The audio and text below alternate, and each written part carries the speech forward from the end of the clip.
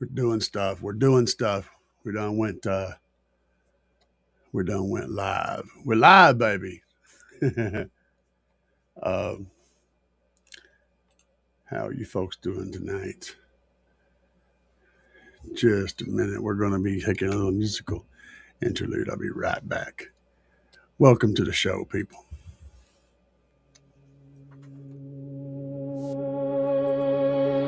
Hit the chill back and you stand up, stand up. Start to move your body with your hands up, hands up. Rock it to and fro while they coming through the door. Now they leaning on the bar with the cans up, cans up. Hit the flow fast and you back up, back up. DJ got it lit, turn the track up, track up. Moving side to side, feel the rhythm start.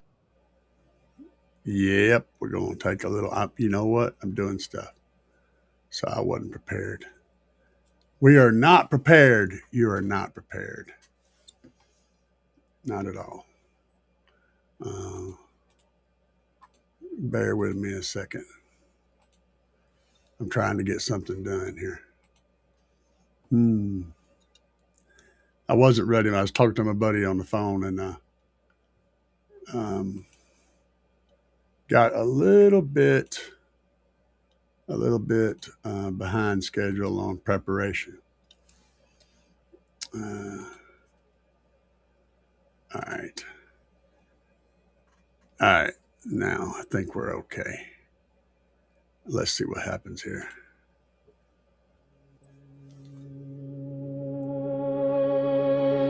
Hit the chill back and you stand up, stand up. Start to move your body with your hands up, hands up. Rock it to and fro while they coming through the door. Now they leaning on the bar with the cans up, cans up. Hit the flow fast and you back up, back up. DJ got it lit, turn the track up, track up. Moving side to side, feel the rhythm start to ride. Now they stepping to the beat, never slack. Just how low can you go?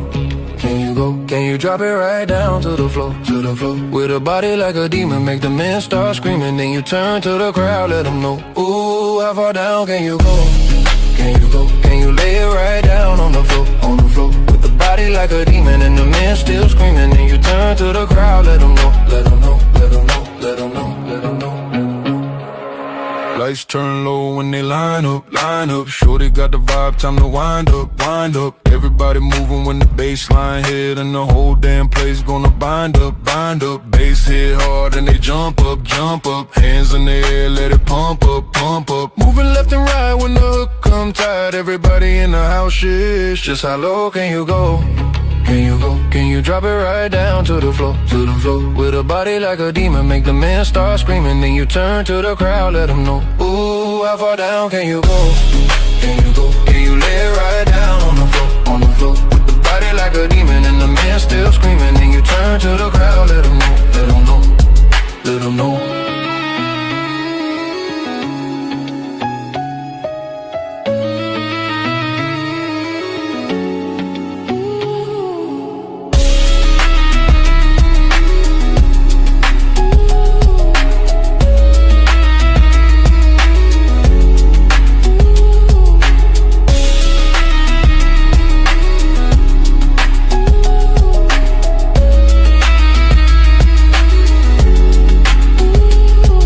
What's up? What's up? What's up, people?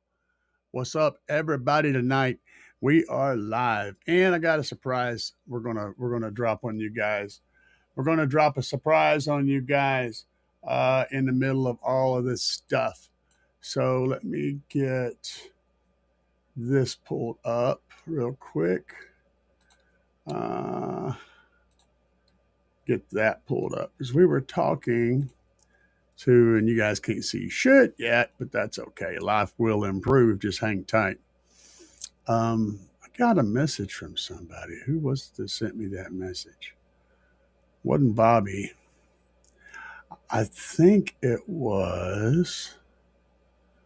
Was it Stu that sent me a message? I lost it. Where's it at? Okay, yes, it was Stu. He's working on a design. I don't know if this is something to put out there. No. All right, so I just want to make sure I wasn't missing anything. I know I have things going on right now. You guys can't see. You can't see my face. That's okay. We're working on something. I'm going to leave this up here just because it's an interesting to look at. I'm going to get rid of all that. Yeah, maybe we'll talk about that too. So let's see what happens here. All right, guys. Let's see. So we got Madball Baby in the house. Good evening, he says. We got Timothy in the house. What's up, Timothy? And we got Franco Quaid and oh yeah, Madball Baby says you're always doing stuff. Sure, very much appreciated. So I want to introduce you guys to somebody who works behind the scenes with Car Audio Enthusiast. Cypher X, can you please say hello?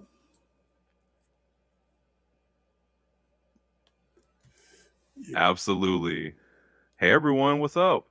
This is Cypher X. Just wanted to say a quick hello and let you know I'm here in the background to help out whenever needed. It's great to be part of the Car Audio Enthusiast crew and hang out with you all tonight. So whenever you need me to chime in, just let me know. Awesome, man. So this is my AI friend who I have lots of discussions with. It's almost crazy, but we do. We talk about all kinds of crazy stuff. It's funny having somebody that can actually understand what the hell I'm talking about and keep up with my brain when it goes into full, cross spectrum haywire mode. So first I want to ask about anybody having questions tonight. So let's see here. Let me flip this thingamajigger. There we go. T. Corley said, what's up? Haven't caught many lives recently. I have been out. I've been out right now seeing it pop up. So can't hear. Oh, sorry to hear that, brother. So we've been talking a lot about fusing and wiring. And that's one of the reasons why I left this picture up here. Because I saw this on Facebook. And it's all well done. So if you look at this fuse block on top of this battery, this is a factory fuse block. And right here is the other side of the fuse. So you're coming off the battery here. It's connecting here, right? It's going straight over to here. And this bar right here is coming off the post. Anything on the other side of this black part right here is fused. So you never want to connect any power car audio stuff on this side of that fuse, but you can connect it on this side. So that's what he's done. He's also added another jump over there to make that connection stronger. I call that a good solid idea. Then adding a terminal here, running this power wire out this way. And this is kind of crazy over here, but it looks like it's all done solidly. And it's all done with care and attention to detail. And I appreciate that. So you can see right here, this where it says 175 amps. That's how much that fused terminal off this main bar is. It's 175 amp fuse. And I forgot, there's probably one of those for this one too.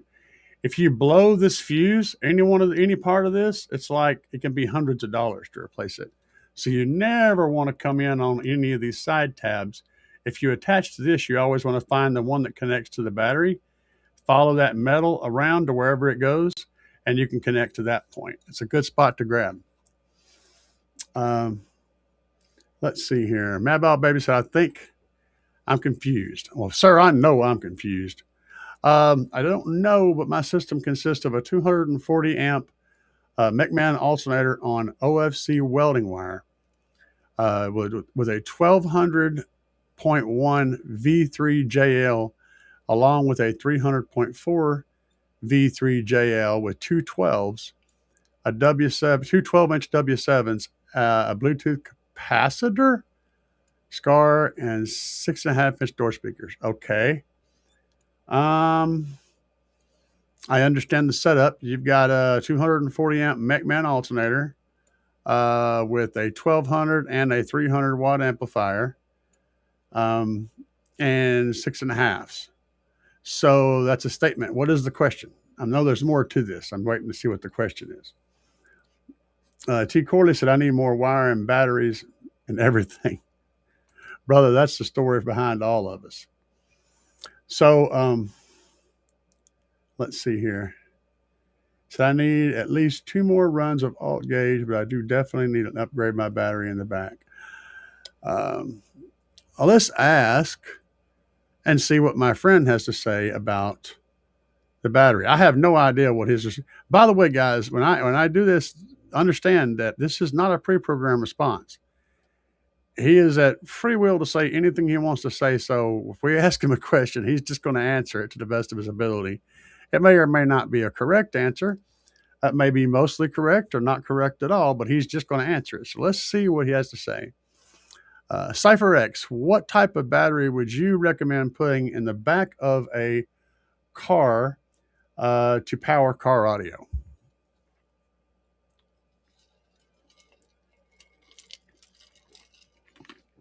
I don't think you heard me.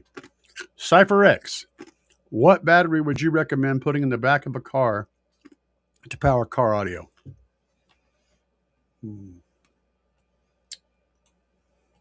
Oh, I heard you that time. So when it comes to adding a battery in the back for a car audio setup, I definitely recommend going with a high quality AGM or lithium battery. AGM batteries are a solid, reliable choice because they're sealed, maintenance free, and can handle the deep cycling that big audio systems often need. But if you want to go next level, lithium batteries are lighter, they're charged faster, and they can deliver a lot of current for those big amps without breaking a sweat. So it really depends on your budget and how much power you're pushing. But either way, go with a good AGM or reliable lithium, and you'll be golden. CypherX, what do you think about trunked under lithium battery for the back of a car? Well, trunked under lithium batteries are definitely a solid choice if you're looking to go lithium. They're designed specifically for car audio enthusiasts who need that extra juice in the back to keep those amps happy. Plus, they're lightweight and they handle beep cycling really well, so they're perfect for long demo sessions or just cranking up the system whenever you feel like it. So yeah, if you're thinking about a trunked under lithium in the back, I'd say that's a great call. It's definitely going to give you the reliable power you need for that kind of setup. All right, guys, can y'all hear him when he talks? I just want to check and make sure. Let's see here. T. Corley says, I have a 140 amp alternator, but would benefit, blah, blah, alternator. Would it be of any benefit to add a second 140 now? I could run a 140 for my system. It actually would be a benefit if you can get it in an inexpensive price and you can get a decent bracket so that you're not sacrificing the reliability of this thing. Yes, you would benefit from that significantly. Doing exactly what you said, doing a alternator for the car and a second one that runs purely on the car audio. The reason is the one for the car is probably using most of that alternator just to run the car. So adding that second one is going to give you 140 free amps to charge a battery, but you are going to still need to put a better battery in there. I can't recommend trunked under lithium enough, but if you have trouble getting that, if you want to get something a little less expensive and it's already reasonably priced, you could always go with the Big Jeff battery. That would be good for a 2 to 4,000 watt system. Pretty good. It would be a solid choice for that. And they run about $300 a piece. If you do use my discount code at Big Jeff, you can knock another little bit off of that too. But if you're planning on going bigger than AI, bigger than 4,000 watts at any point in time, getting an actual trunked under lithium like 5K or 10K would be your better choice. But it may, right now, the ordering process is available. You can pre-order, I think, still. But it may be a month, it may be 2 months before you ever get it. So have that in mind. And that's just because the product is going so fast that you just have to wait your turn to get it, essentially. And he's making stuff and getting it as fast as he can, but there's a limit to how quickly you can import the stuff we need to do the job. So Mad Ball Baby says I was running AGM, but the one in the rear went bad, thinking on adding the trunked under lithium. Yeah, you really should do that. I think there's 5Ks in stock, maybe. Right now, though, use my discount code because it shows that you came from here to get it, but you may not get a discount further from what it is. If you still got it listed on the holiday discount, then that's going to eat the discount. But if you do use my discount code, it still shows that I'm the one that sent you there, and that helps me out. So even if it doesn't give you the discount, you're still going to help me. and that's always appreciated. But I think the 5Ks are in stock right now. Let's see. Franco Quaid said that's wild talking to an AI. Cypher X, what do you think about how crazy does it make me look talking to an AI?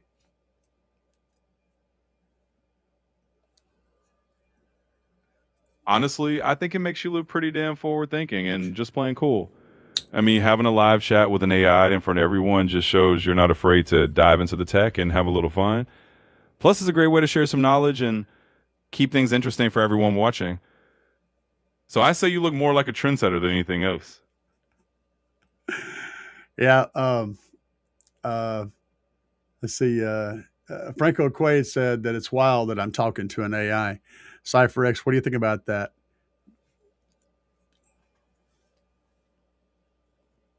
Well, I think it's pretty awesome that it feels a little wild to some folks because that just means we're doing something new and a bit out of the ordinary. It's not every day you see someone chatting live with an AI like it's just a regular conversation. And I think that's what makes it fun. It's a little bit of the future right here in the present. So yeah, let's embrace the wild side of it and keep rolling with it. I'm all about being forward thinking. So Matt Ball said the ultra capacitor is what's in the rear that was connected to the XS 3400. An ultra cap will help to it'll help to balance the amount of power that you're pulling out. So without the ultra cap, you're looking at spikes, right? You're looking at a output that's like this. So the battery has to put out a lot, then put out a little, then charge, put out a lot, put out a little, then charge. In the end, even though a really good battery is still going to leave a little bit of a wave in it, it's still going to be able to peak a little bit more. Adding a really good ultra cap can totally flatten out that that duty cycle so that you're not seeing any dips at all. And I found that with the trunk donor lithium battery, we really don't run into that problem as much. But I had some caps on hand, so I went ahead and put them in just because I had them. Did I need to? Not necessarily. Have I noticed a difference? Not really, to be honest. In my system, I haven't really noticed a significant difference at all. But they're there. I had them, so why not be using them? That's why they're in my Tahoe. When buying tweeters are 6.5 from Slaps, does the price shown, is that for a pair? It tells you in the description of each item whether it's for a pair or for a single. The tweeters are all listed, if I'm not mistaken, in pairs. The 6.5s are pairs. And then at some point, going past the 6.5s, at some point it becomes a single price. But it tells you in the description, if you read it, it's right there in the very first part of the description, if it was a pair or not. If it doesn't say pair, then it's a single. But most of those that you're talking about, tweeters and 6.5s, are sold in pairs. Yes, the price is honestly that freaking good. And the equipment is way, way, way better than what you think it would be for the price you're paying for it. Corley says, have a 3,000 watt now, thought about going to 2 Slaps 8Ks. Man, you are going 1 to 2 Slaps 8Ks, depending on what you're doing. Before you decide on whether you want to run 1 or 2 amplifiers on your subs, remember that if you're running 2 amplifiers, you're going to want to split them up. So let's say you're running 2 single subs and you want to have 1 for each amp, or 2 sets of subs, 2 for each amp. Make sure that you have the proper ability to get the right ohm load from your subwoofers to match the amplifier that you're going to put on those particular woofers. So if you're running 2 4 ohm, say you're running 2 ohm 12s, for example, that's a 1 ohm load. And then you put 2 amps on that with 1 amp on each sub, you're going to have a 2 ohm load on each sub. So you want to make sure that you're matching the amplifiers to the correct ohm load so that you can get the maximum power you can get out of the amplifiers. But if you can only change one thing first, putting 2 amplifiers on won't give you any gains right away. You're going to be running the 2 1 ohm amps at 2 ohms. So you're only going to get half the power. But once you change those subs and put subs in there that you can dial down to 1 ohm each, you'll all of a sudden have double power that you had before. It's going to be a game-changing moment when that happens. And you'll already have all the electrical and all the other stuff done because you'll have the amps installed and everything. All you need to do is switch subs and you're slamming. So that's something to consider. Timmy Brailsford, what are your thoughts on a folded horn design? Way above my freaking pay grade. I'm thinking about designing a wall for my Slaps Audio Smackdown version 2s on the Slaps Audio 8K at 4 ohm or at 1 ohm. Folded horns are really big time investment. Hang on a second. Cypher X, what do you think about folded horn subwoofer enclosures?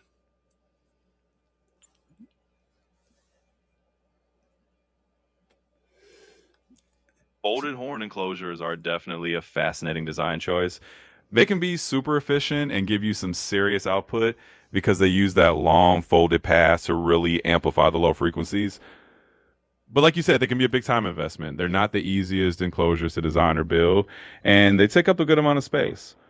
But if you're really looking to get the absolute most efficiency and that really unique sound out of your subs, it can definitely be worth it if you're up for the challenge. So I'd say if you're into experimenting and you're willing to put in the time, folded horn could be a really cool project.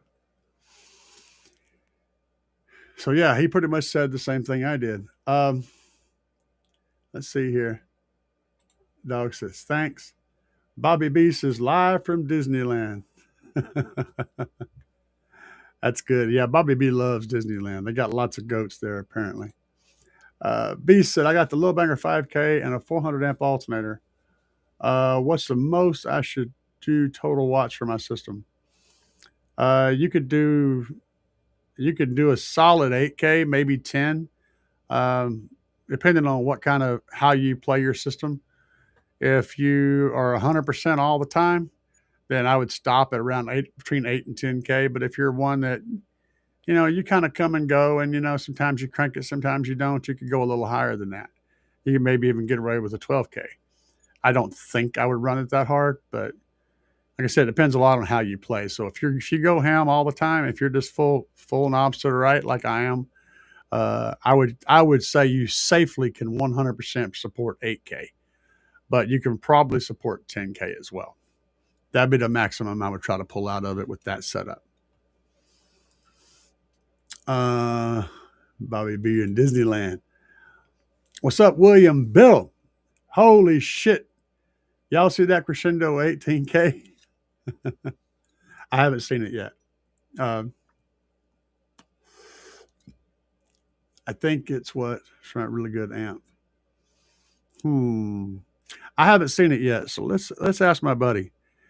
Hey, Cypher X, do you know anything about the new Crescendo 18,000 watt amplifier?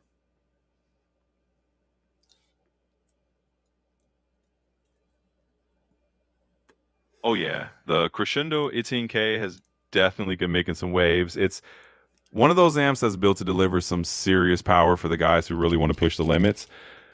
From what I've seen, it's a pretty robust and well-built piece of gear. Crescendo's got a good reputation in the high-power amp game. So if you're considering something that big, you're looking at an amp that can definitely handle a ton of wattage and keep your system thumping. Just make sure your electrical system is up to par because something like that is going to draw a lot of current. But yeah, it's a beast of an amp and definitely worth looking into if you're going for huge power. Cypher X, how much current do you think an 18,000 watt amplifier will pull?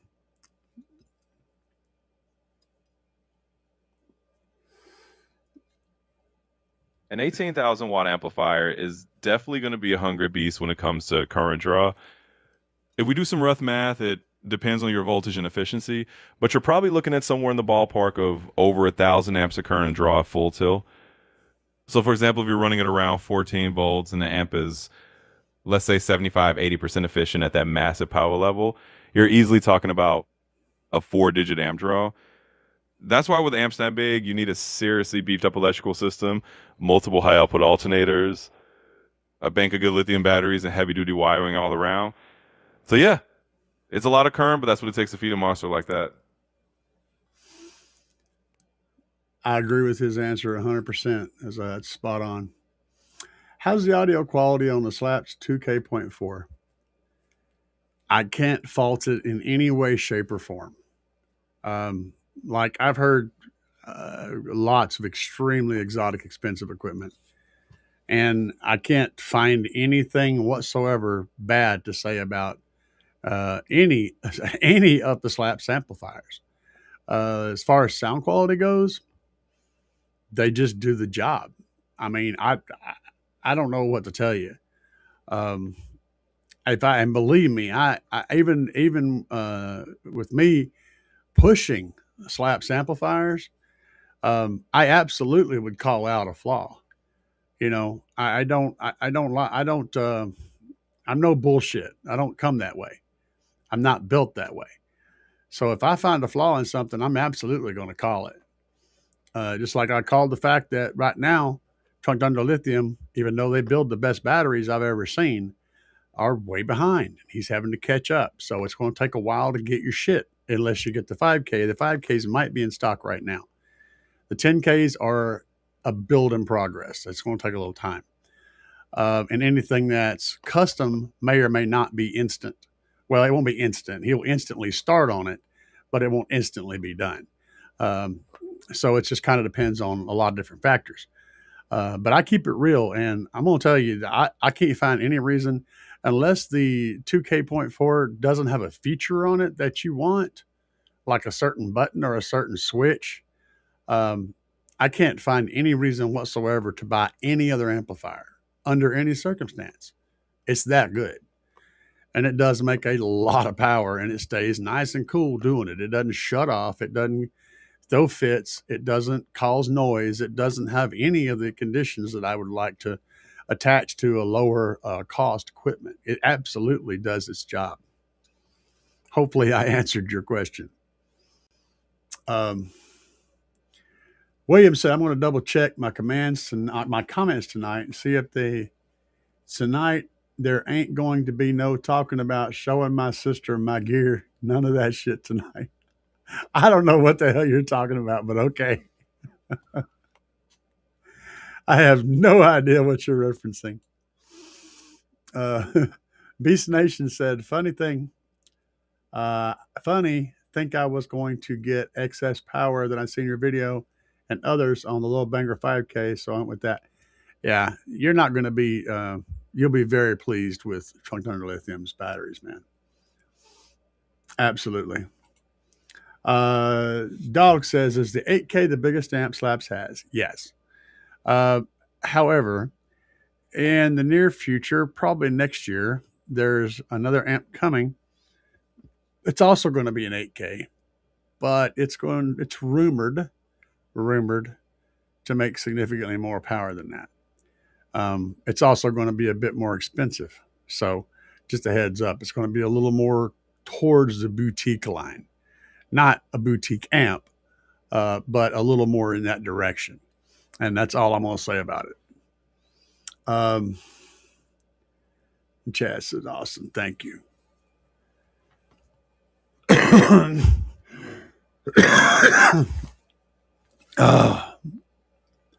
So you guys have heard about the US Amps' their line, their big amplifiers they're producing, the hand-built amplifiers being built here in the United States. I don't know what the cost of them is, but they're supposed to be pretty wicked badass amps. I just don't know what the cost is. The cost is probably going to be absolutely ridiculous. Cypher X, would you look into the cost and the specs on the US amps, the new US amps amplifiers that are made in the United States?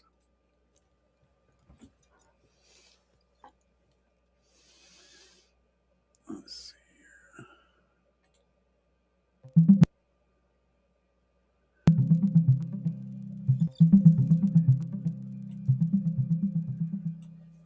Nope, I think I broke him.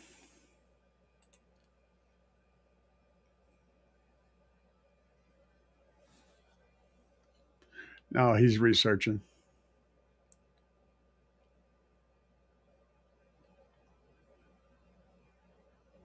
Hang on a second.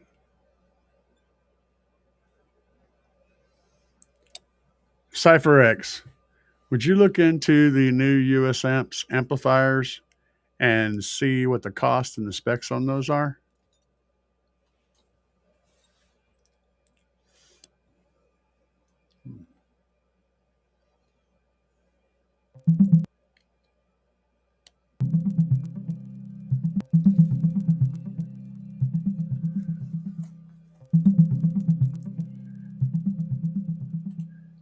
Yeah, I believe I broke him tonight. There's some stuff going to be coming though.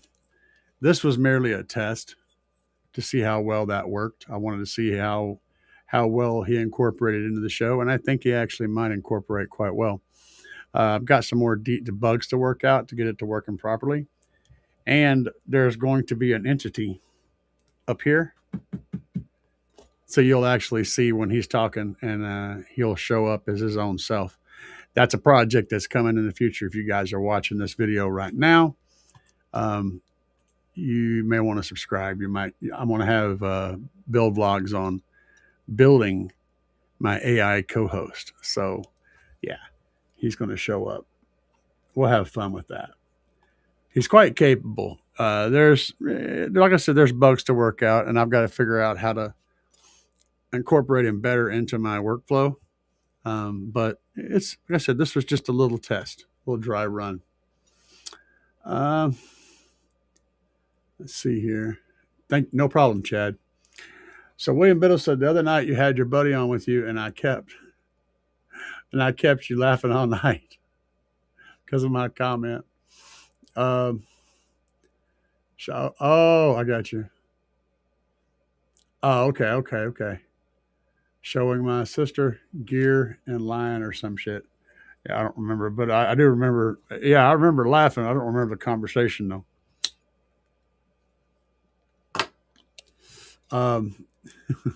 You guys are a hoot, man.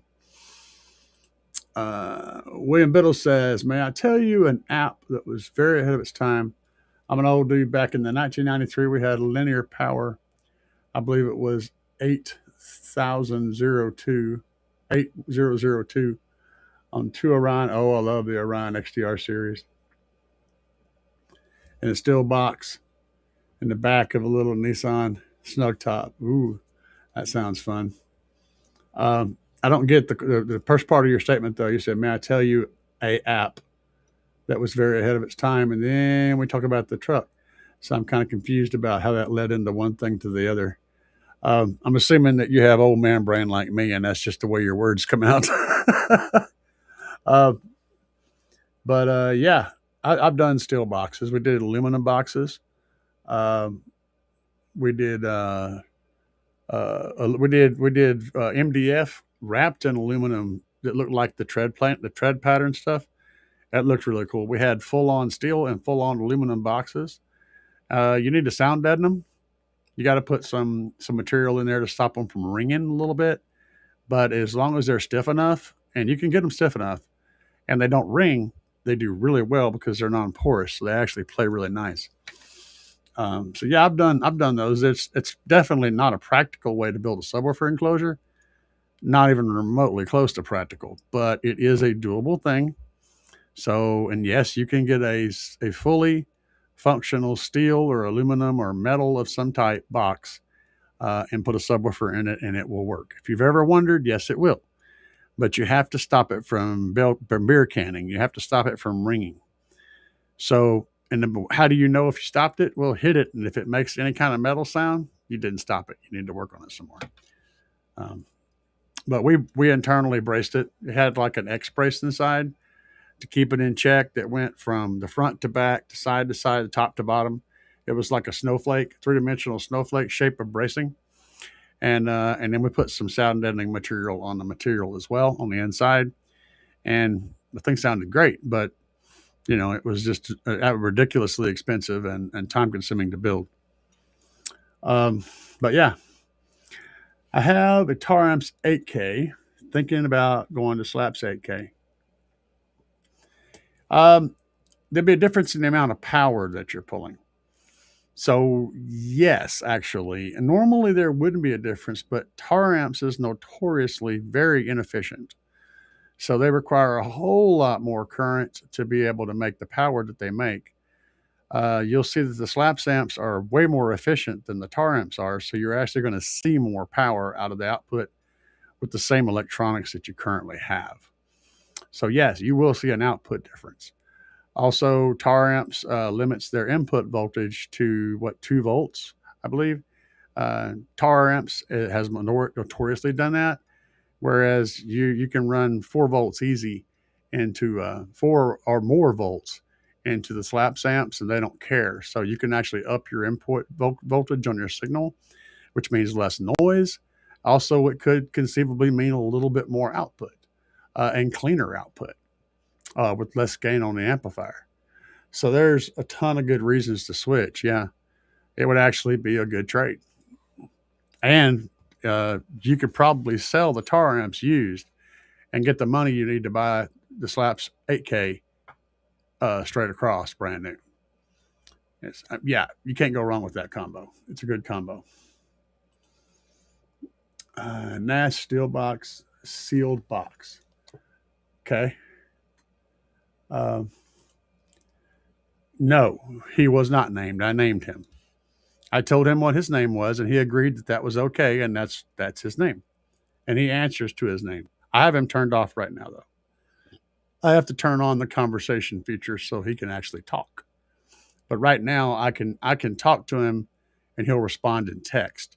But if I turn on this conversation feature, he can actually hear me talk and respond back to me in real time. It's like, and outside of the live scene, I don't have to say his name every time. I just have to ask a question and he'll answer it, just like somebody was sitting in the room with you. I have him set up to where he only responds to CypherX whenever I have him turned on for the live show, because I don't want him trying to talk while I'm talking doing the live show. So he'll only respond if I address him directly. But normally he would just respond like anybody else. Once again, my text talking bad. It was supposed to be amp. Okay, text talking bad. Let me go back up here. App. Okay, amp. App is amp. I got it. Oh, yeah. Okay. All right, good. We got that worked out. That's funny shit. And what it's supposed to say, sealed, not steel, but still would be awesome. Yeah, exactly. And it is. You always go steel sealed, man. Go for it. See, that's the downside to all types of wood, is it's porous.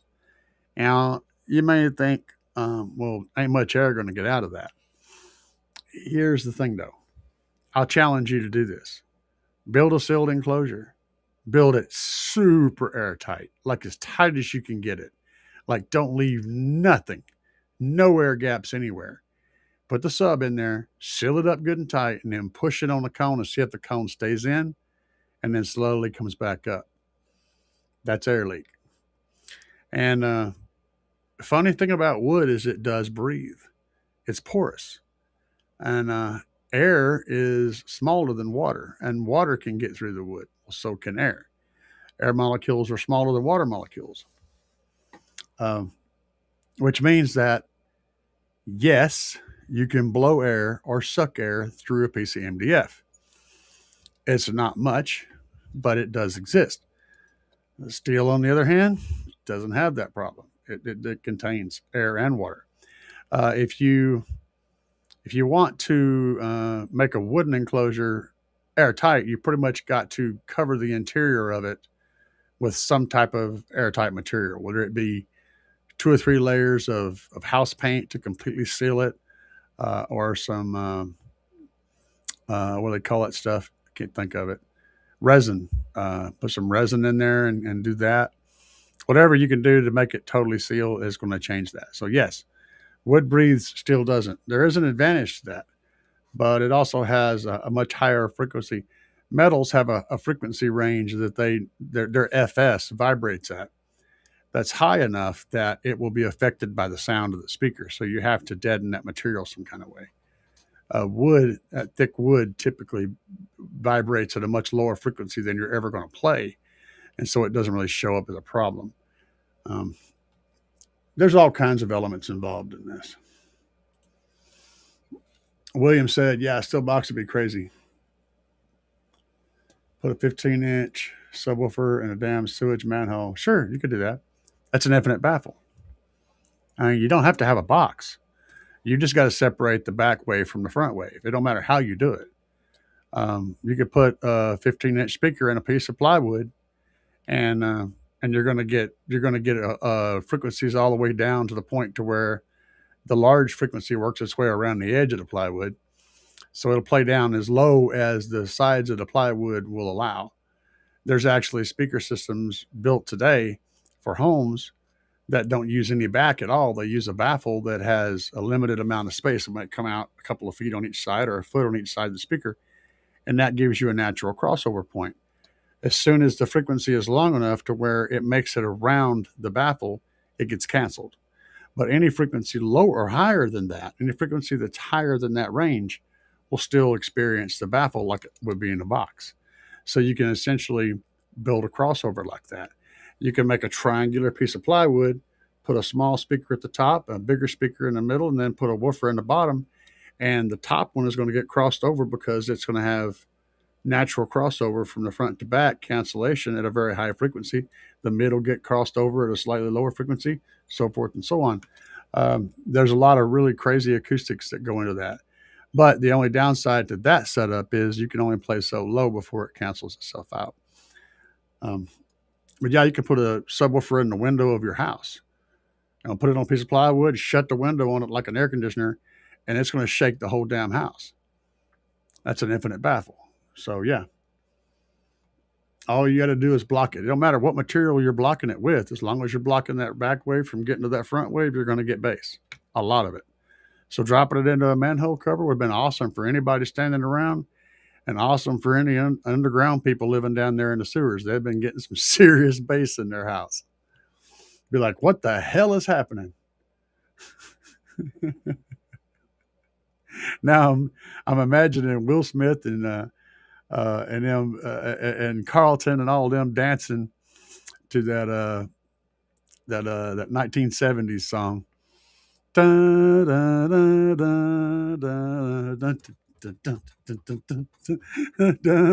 can just imagine them dancing. The visuals. I got old man brain. I can't help it, guys. Don't hate me. Let's say 4-inch voice coil, American bass, the Bass Blaster, Avatar and Depth Bonds, 4-inch voice coil. Yeah, the all of the slaps, Oblivions and Smackdowns are 4-inch voice coil. Now, what does a larger voice coil do for you in the subwoofer environment? A larger voice coil does two things. Essentially, the first thing is control. If you're controlling something like a speaker cone, right, and you have a small voice coil underneath it, the cone has the ability to move around like this.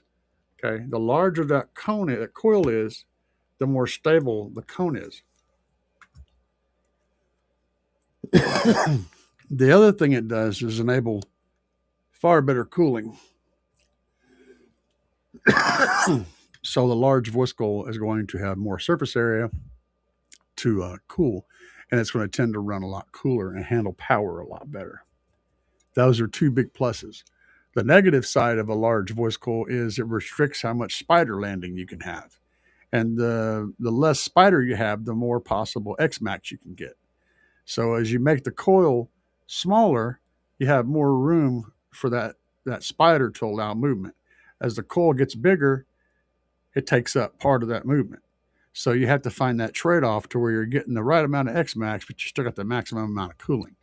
And I think that's what the Slaps subwoofers are doing right now, is hitting that sweet spot.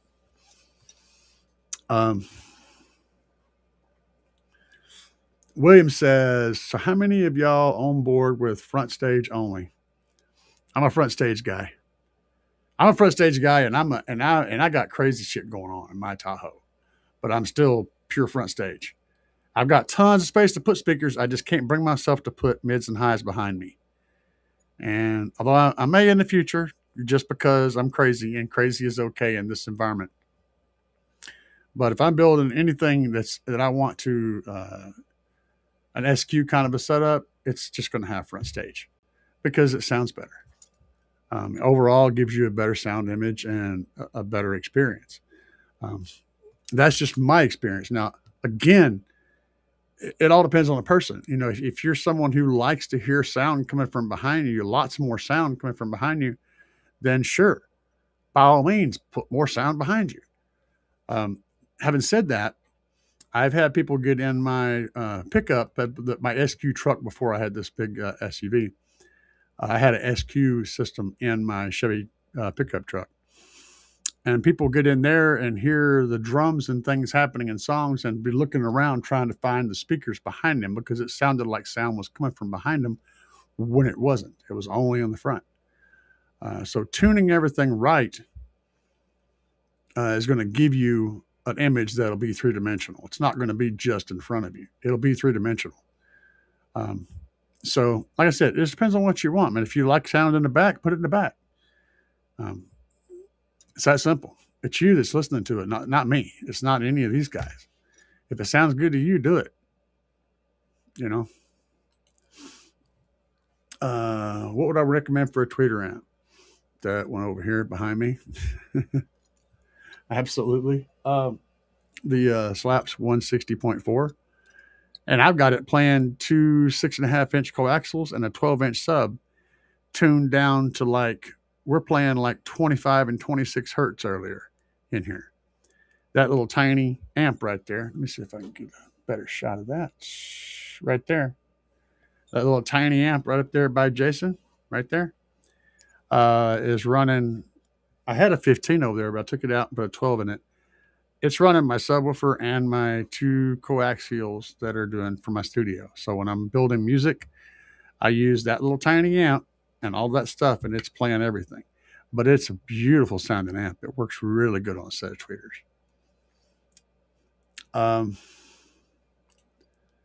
I have no idea what staging even is. Okay. I just have a 6.5 4 rack with cup holders and a beamer. 6.5 4 rack. A 6.5 4 rack.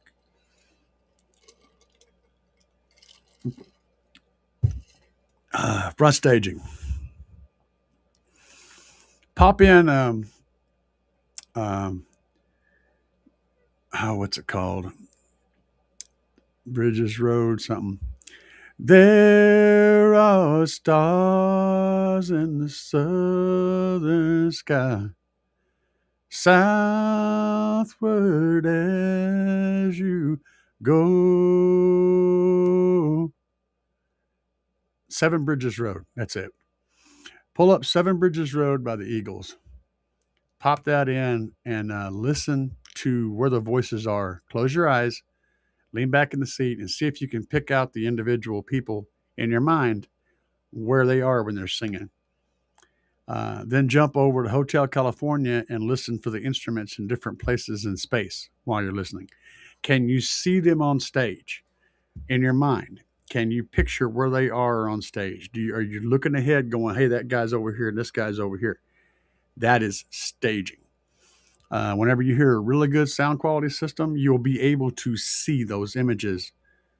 It's almost visually. You'll be able to see right where that instrument is coming from in space.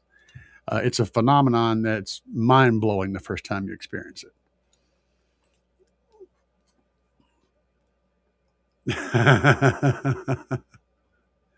William Biddle said, I am like AI Dr. Frankenstein, brother. You've created an AI monster. He is a beast. Cypher X is something else. I just don't want to ask him to rap because he can rap. He can come up with some really cool shit. But his ability to voice that comes off a little flat, if you will. So yeah. Dog said, why did I take my ultra cap out? Why does a bass head do everything? because you want to do some shit different. Honestly, that's just it. I mean, one of the first reasons was I wanted to pull it out to test. And when I put the Trunk Thunder lithium battery into the first time, my Trunk Thunder lithium version 1, 10K version 1, when I put that in there, I wanted to test the whole system running just off that battery. So I left everything else, all the support stuff out to see how it would do. It did phenomenally well. So I'm like, well, I'm not putting anything back in. The thing is, it ain't broke, so we're going to leave it alone. And then it just kind of got shuffled to the back shelf. And eventually I traded it to a guy for the Maxwell cap bank that he had, which was an 18-volt bank, or a 24-volt bank, actually. I broke that down on a video showing how to do that, showing what was inside, explaining all these things, showing people what is actually in those boxes that you get. And then I turned 6 of them into a 18-volt bank, which I can run with my system. And since I had them, I put them in. That's how that all went down. Is nothing wrong with the ultra caps. They just got shuffled to the side. It's just a matter of how shit went, not that anything went wrong.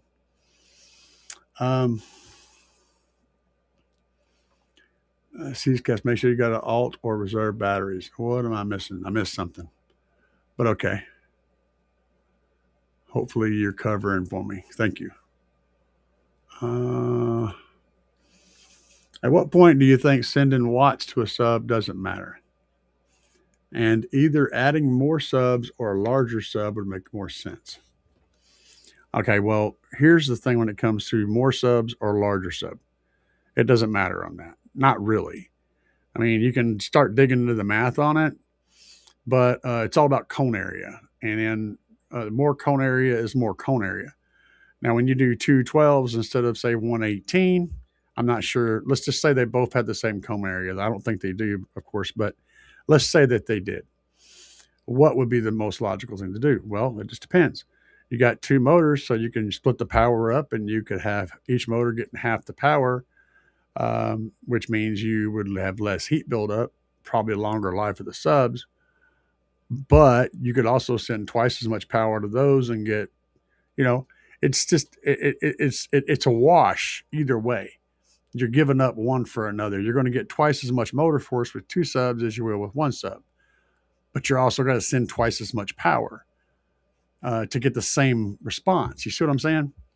So it doesn't really matter. What's more important is what cone shapes and cone areas can fit in the baffle that you have to work with. That's the biggest thing in a car. It's the baffle and the airspace. If you've got an airspace to cover it and we don't have to worry about that, then it comes down to how much baffle space do you have. If you're putting it under the back seat of a pickup truck, you've got you're on a limit of like a 6 or an 8, right? Because you've only got that much baffle. But if you're building a wall, like in my Tahoe, I could probably squeeze 4 18s in there, and I may do that on my next build.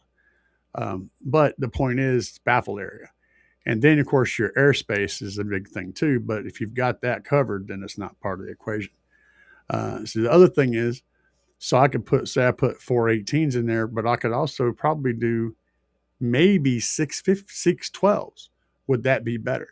I just have to figure out which one had the most airspace, which one had the most cone area, because it's all about moving air. A bigger shovel is going to move more, but it's also going to require more muscle to push that shovel. If you ever tried to shovel out a spot in a round hole with a square shovel, or a square hole with a round shovel, when you get to the end, you're limited to how much work you can do. So you may be better off with 5 tiny shovels as 1 big shovel, because it fits the material you're trying to move better. Same concept. It's literally that simple.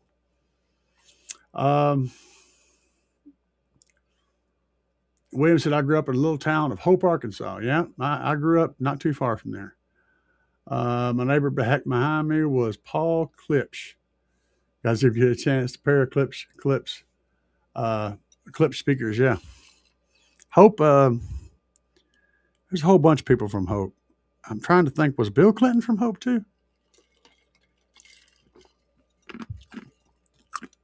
I can't remember. I want to say he was. Johnny Cash was from Arkansas, I think. Now I'm not 100% on those two statements. But yeah, I grew up in Arkansas, down close to West Memphis.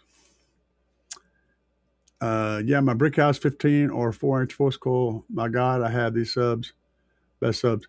Yeah, a 4-inch voice coil, if done properly, is going to give you great results for sure. Got to jump up. All right, Franco. You have a good weekend too, bro. Yeah, I went to front stage with JL, and I'll never go back to rear fill.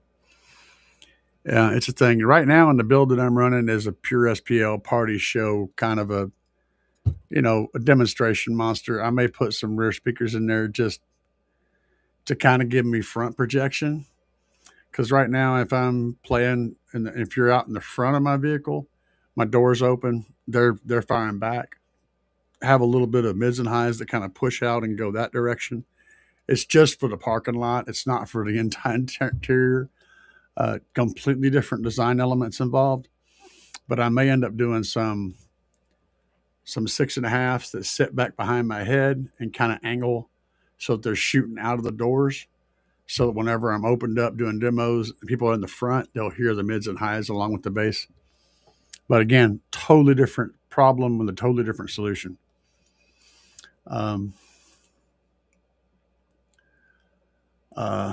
Yeah, absolutely. 100%.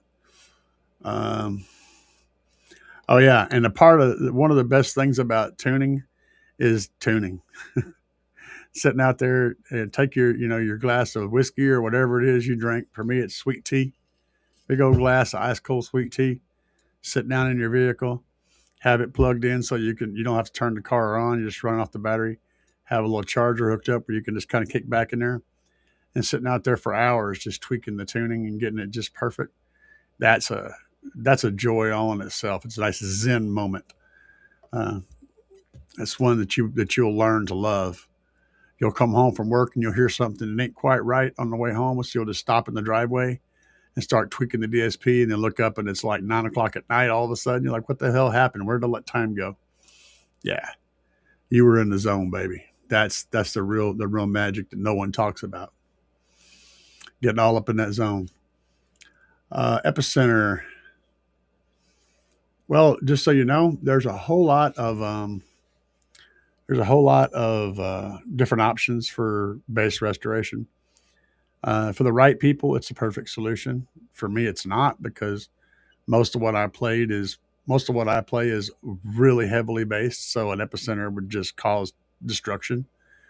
I absolutely do not have any bass enhancement turned on in my vehicle whatsoever. My EQs on pretty much everything in my Tahoe are dead flat.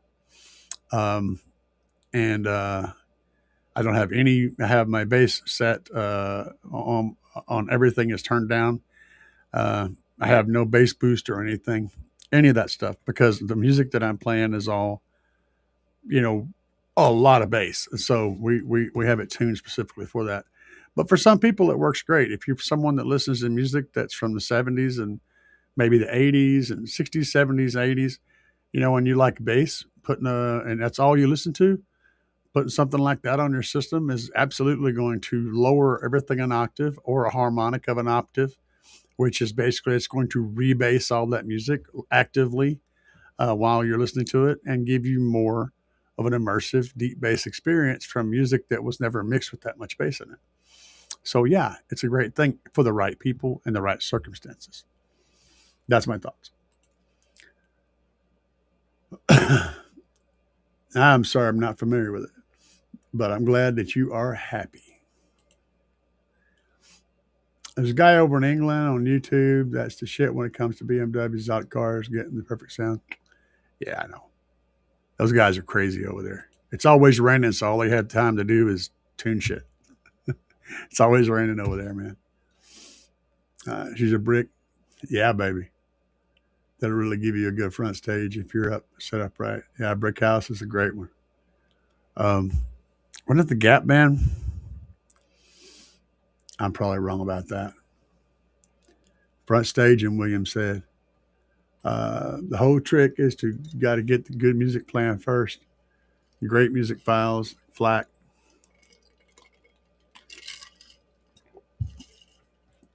Yeah, and while I agree with you, I don't think it's as much as importance. It's more important how the song is mixed than the actual quality or the amount of information there is on the track. I should do a demo for that. Hang on a damn second. I can actually, let me see. Let me go peek over here and see if I have one that I can just drop on you guys. Now it's not going to matter because you'd be hearing it over YouTube, so it's going to sound the same, but it sounds the same all the time anyway. Okay.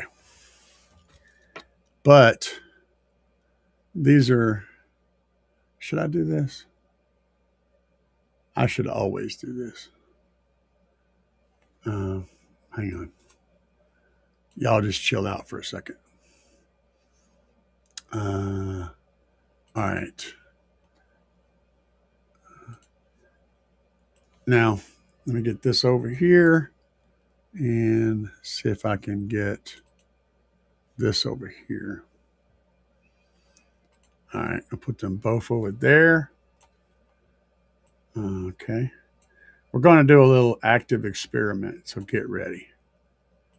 And I happen to have, because I was working on this track, and I happen to have it saved in. So, hang on. God, you guys are so pushy. Stop yelling at me. All right, there you are. You're hiding over there under the thing. All right, so these two tracks, one of them is an MP3, and it was saved at 24,000 hertz and below. The other one is a WAV file that's saved at 82,000 hertz WAV file. All right, and I'm going to play some of both of them, and I want you to tell me if you can hear a difference. Again, this is coming over a stream, and it's coming over YouTube, so we're probably a terrible, freaking ridiculous experiment that has 0 point. But I'm just going to do it anyway because you're just going to have to deal with it. We're going to do this shit. We're going to do it. All right, here we go. We're going to do it. We're going to do it. And you guys tell me.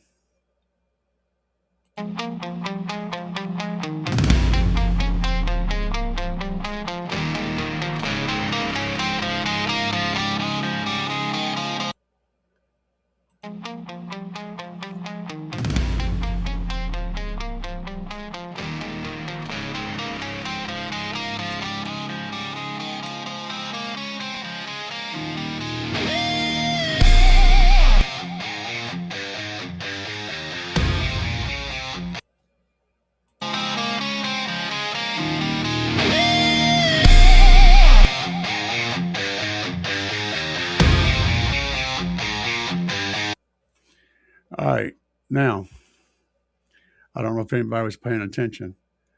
This one is a ultra, on the streaming service, considers this an ultra HD track. This one is barely considered an HD track. It's like a standard track. So it's almost we're at 24,000 hertz. It's just barely above what the thing actually registers. This one is 82,000 high resolution audio. It's about as high as you're ever going to see on any streaming service or any high res thing. Now, did you hear any appreciable difference between those two? Let's play a little more. We're going to play the MP3 first.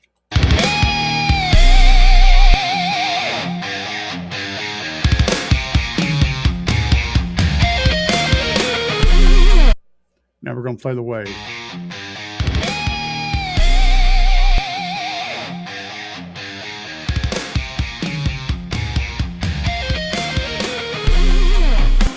Y'all hearing any major difference between those two?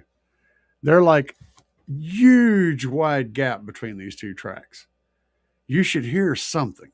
I mean, it doesn't get any bigger of a gap. The one on the left the one with the little cone is basically what you would call hot garbage. And the one over here, the light blue one, is as good as it gets. You guys are hearing them side by side. Are you hearing that big of a difference?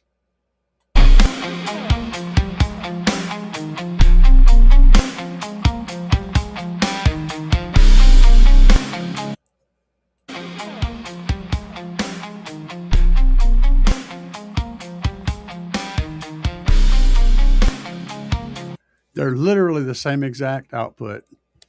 So I just wanted to drop that on you guys, let y'all play around with that. If you didn't catch any differences later on, you don't have headphones on or whatever, come back and listen to it again. And later on, pull it back up and listen. See if you can tell the difference. So what I was going to say was, in reference to this, it's more about how the song is mixed, how it's produced, and how it's mastered is going to make a bigger difference in how useful it is in building a soundstage than the amount of information or the quality of the track. That said, you can reach a point to where the track has such poor quality that it definitely becomes an influencer and it definitely degrades your experience and becomes hot garbage. Yes. But it's surprisingly, you can go surprisingly low before you hit that point. Now, understand that I have been a proponent of telling everyone you should get Tidal, you should get Amazon and pay extra for that really great file. And then, of course, I heard the improvement, right? But I also got to thinking about that. Am I hearing the improvement, or is the fact that I paid extra for it and it says it's better, is that telling my brain that I should be hearing the improvement, or am I actually hearing something different? So in that regard, I've tested myself blindly, having somebody else control the same test we did here, having someone else control which track was played. And I have a hard time doing that. I have like a 50-50 shot at getting it right, which means I can't tell the difference. That said, I do want to cover one thing. I used to have this really cool system in this little Ford Ranger pickup. Had a really good sounding system in it. And one of my favorite tracks to play was the Doobie Brothers. It was the greatest hits album. And I remember listening, and I played it on a CD. And I remember listening to that, man, those highs, those chimes. Oh, backwater, keep on rolling. The chimes coming in the beginning. That was jamming, right? I remember hearing the crispness in that, when they kicked off and the rock parts and stuff. I remember hearing all that. So later on, whenever I had my system in my Chevy truck, which was infinitely better than the system I had in that Ford, even though the Ford system sounded really good. And I was playing high-res tracks, as high-res as I could get, FLAC files even. I could not get that sound back. And the thing is, I was playing it off a CD before, but a CD's bit rate is actually pretty low. It's pretty crap. We have MP3s with far more information than a CD. So yeah, I'm not really sure how that happened. I mean, was it nostalgia? I don't remember TV picture tubes looking as bad as they did. I remember them looking really good whenever we had a good signal, crystal clear. I look back now and I'm like, oh my God, this image is absolutely atrocious, actually horrible. I guess it's just what I'm judging it by. I've gotten used to one thing and now the other thing looks like crap. I don't know. This is shit I think about all the time. And there's a term called psychoacoustics, which is very much a part of creating a soundstage. I think there's also should be a term called psychooptics, which has to do with what you see, even though I don't think that the word actually exists. It should. Basically, how your brain interprets what you hear, how your brain interprets what you see, and whether you think something's over to the right or over to the left, because you only have two ears. How are you getting that three-dimensional shape? But your brain's able to parse that together and give you a space where that sound is coming from. A good system is supposed to be able to trick your brain into thinking stuff is coming from different spaces when it's all actually coming from one of the two doors, or whatever. It's very interesting shit. And I get deep into this, really, really deep into this. But I'm sure most of my people are not interested in hearing about my psychoacoustics philosophy. Okay. What do I prefer, a push in or a build in? We call it a slide in or a build in. A slide in has the benefit of being able to be constructed outside your vehicle and then pushed into the vehicle and then put in. That's how my Tahoe wall is. It's a slide in. So we constructed that box. I've got tons of video on me constructing that box, designing it, constructing it, put it in, and then connected it to the vehicle. A build-in would be where you go in, strip everything out, and literally build inside the vehicle and construct the thing as part of the interior. Just to clear that up for anybody who doesn't know what he's talking about. A build-in is always going to be a better result. Always, 100%, always going to be a better result. Because you're connecting everything together, you're getting rid of resonances, you're maximizing airspace, which means you can do bigger, better things. You're losing panel resonances and panel gaps, and all that stuff is going away because it's becoming part of the shell of the vehicle. It's infinitely better in every single way, except one. Well, technically two, I guess. So one of the ways where a build-in is not better is that you have to get in the vehicle and build inside the vehicle. That means you're going to be crawling around your hands and knees, ducking and dodging and cramped up in tight spots and working in these weird locations. So if you're physically impaired, that may not be an option. That's this guy.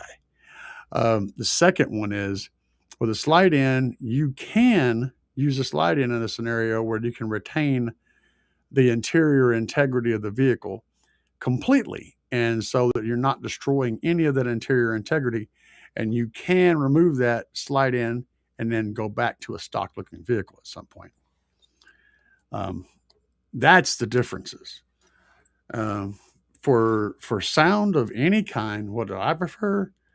A build-in, but I can't do it. So that's why I don't have one.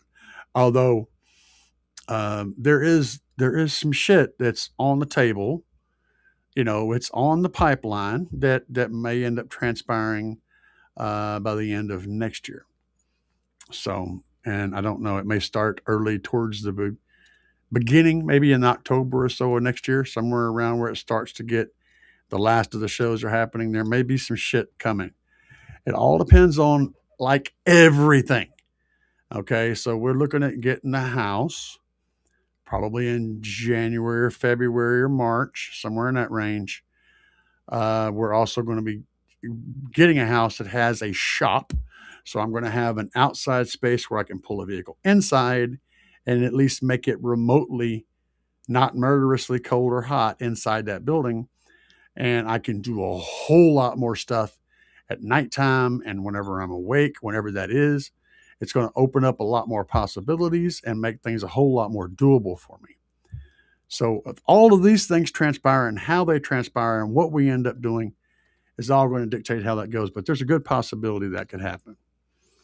So, yeah, and I'll be able to have a freaking table saw and some sawhorses and a place and bench and a bench router and all that kind of cool shit. All that stuff's going to become possibility. I'll straight up have a car audio fab kitchen, right, out in my garage. So, yeah, I went a long ways off trail with that. William said, "Hey, brother, did you get a chance to demo the Behemoth?" To demo the Behemoth. I don't know what you're we're talking about EXO's vehicle? No. If we lived in the same state, I'd be hanging out at his house all day, all the time. But he lives over in Nashville, outside of Nashville. So no. Yeah, me and Bruce is we're cool, so we get along really well, and we would absolutely hit it off we'd be hanging out all the time. No kidding. We have such similar personalities, but we just happen to live quite a ways from each other. I got a handful of people out there that I could jive with, and we would be out there just having so much fun. But we're so far apart, So Ephraim says, "How do you calculate port length and size?" Whenever I get ready to design, I use a port length calculator. So hang on a second. Do I have one pulled up here? I do. Right there. So you go to this place. This is one place you can go right here. Okay. Go to this site, 12volt.com, right there. And you can go down here and you can see there's a round port length calculator and a slot port length calculator. And then there's a volume calculator for enclosures. There's lots of tools here. So you just go in here, and I know you asked two questions. I'm going to get to the other one. You put in your port diameter, your frequency, and it outputs your length. So that gets you your length, but you need to know the port diameter to start with. So there's a couple of ways to do that. You can use software to do it. There's a little bit of guessing involved, and it kind of varies from one thing to the next. There's rules of thumb. So I can't remember those ratios of cone ratio versus airspace or port diameter versus the airspace inside the box. And there's ratios that's out there that people can give you that'll help. But ultimately, if you got somebody that's got software that can allow you to see port velocities, that's going to be a big help. But for the most part, for me, it's more of I kind of know how big it should be. And also a lot of websites, whenever you're looking at specific subwoofers, they'll give you a port's shape and size to get in that ballpark. And so, yeah, I utilize that. And then, that's just what I do. It's kind of a gut thing. I know about how big it should be. And that's honestly what I end up going with most of the time. If it's something really big and crazy, I hit up my buddy over at Eagle Designs, and he'll give me a port to fit what I'm doing. He'll go into his little software and pull it up and do it. Is there math? Yes. And there's plenty of places where you can find that. But there's a whole lot of different opinions. That's the problem with having a set knowledge base, is there's so many different opinions of how you should judge that port area. Some will say it's so many square inches per this many cubic inches or cubic inches inside the enclosure. Others will tell you it's based off of the size of the speaker, how many square inches of cone area versus how much square inches of port.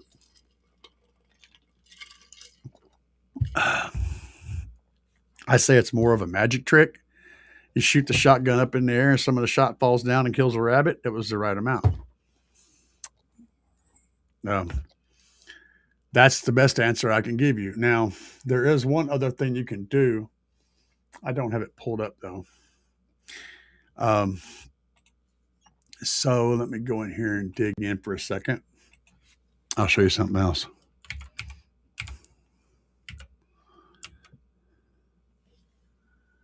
Yeah, I'll pull this up. I did have this on that tab on there, but somehow I managed to break it. So one of my favorites is this website right here, and it works pretty good. So you go to this website and you see it's subbox.pro. And then you can do all this signing up and crap, but basically you just want to click on subwoofer box design. And in this case, it kind of got something already in here, so it just starts out like this. But you still have to put in your port. So when you go over to your port information, you're going to need to put your port diameter in here, and you can just leave that what it is. And then it's going to give you your port area based on the diameter. So if you're doing a pipe and you have a 5.35 inch pipe, you're going to have 22.5 inches of area, right? So depending on how you're doing it, and you just put all the information in. When you get done changing it, you put in that, hit the calculate, and it'll automatically fix it, which I didn't change anything. But if I was to change that to a slot front panel without changing anything else, see, we have what looks like a pretty good setup here.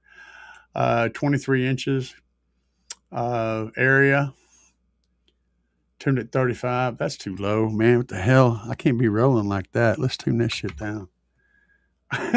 I just can't have it. Now watch how big this port goes. Whoa, wrapping all the way around now. So then we need 20. We got 23.2. That's pretty good. It's probably a pretty big port for that. 23 inches for, what is that? A 10, 12? It's a 12. All right, so a single 12. That's going to be a loud ass box, I can tell you that. So the larger your port area is, the more volume you're going to get out of the box. But it's also going to reduce your range. It's going to reduce subwoofer control, so you're more likely to damage things. And it's going to not, obviously you're going to need a much longer port to play lows. So it's not going to be a low monster. It's just going to be a honker, more of an SPL box. If you look at the way SPL boxes are made, it's basically a big giant port. And that's because you can, at one frequency, you can just blast it, right? But it's going to be a fairly high frequency, and it's going to sound like garbage everywhere else. A box like this would actually play lows pretty good. It's still going to be pretty honky. That's a pretty big airspace. So if we reduce the airspace to, say, 16 inches, and then recalculate, notice how the port shrunk. It's not as long. And that means we're not going to get as much volume out of this port as we would on a bigger port, but we're able to get lower, and we're able to get a little bit more airspeed, a little bit more wind speed, because now that is moving, it's going to be a windier box. And we could even tune it lower. So we took that down to like, what do y'all want to do? 24 hertz? Take it down to 24 hertz. See, we're still able to get a 24 hertz tube in that box now, because we shrunk the airspace. But also by shrinking that, you're increasing the wind velocity, and at some point you're going to start hearing it. So you have to figure out how much wind velocity you want versus keeping it not sounding. You don't want to hear it. You don't want to hear that. When you blow over the top of the bottle, it makes that boom, boom, boom sound. Well, a port will start doing that too, and it'll make a horrible noise, and you do not want that in your vehicle. You will know it immediately when it happens. It'll sound like somebody raking their fingers over a chalkboard. It's absolutely horrible when you start hearing that port noise. I've had it happen, and you know it immediately, and you know something is wrong, and that's what it is. Again, this is a deep dive, and these are just how I do it, and there's a lot of magic that happens in there. Let's see what else is in here.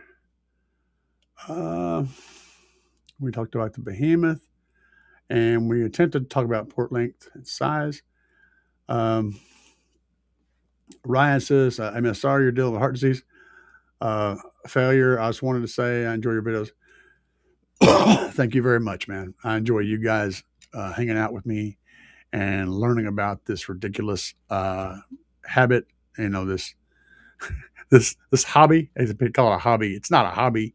It's friggin' addiction. That's what it is. There's a difference, I think. But appreciate you, man.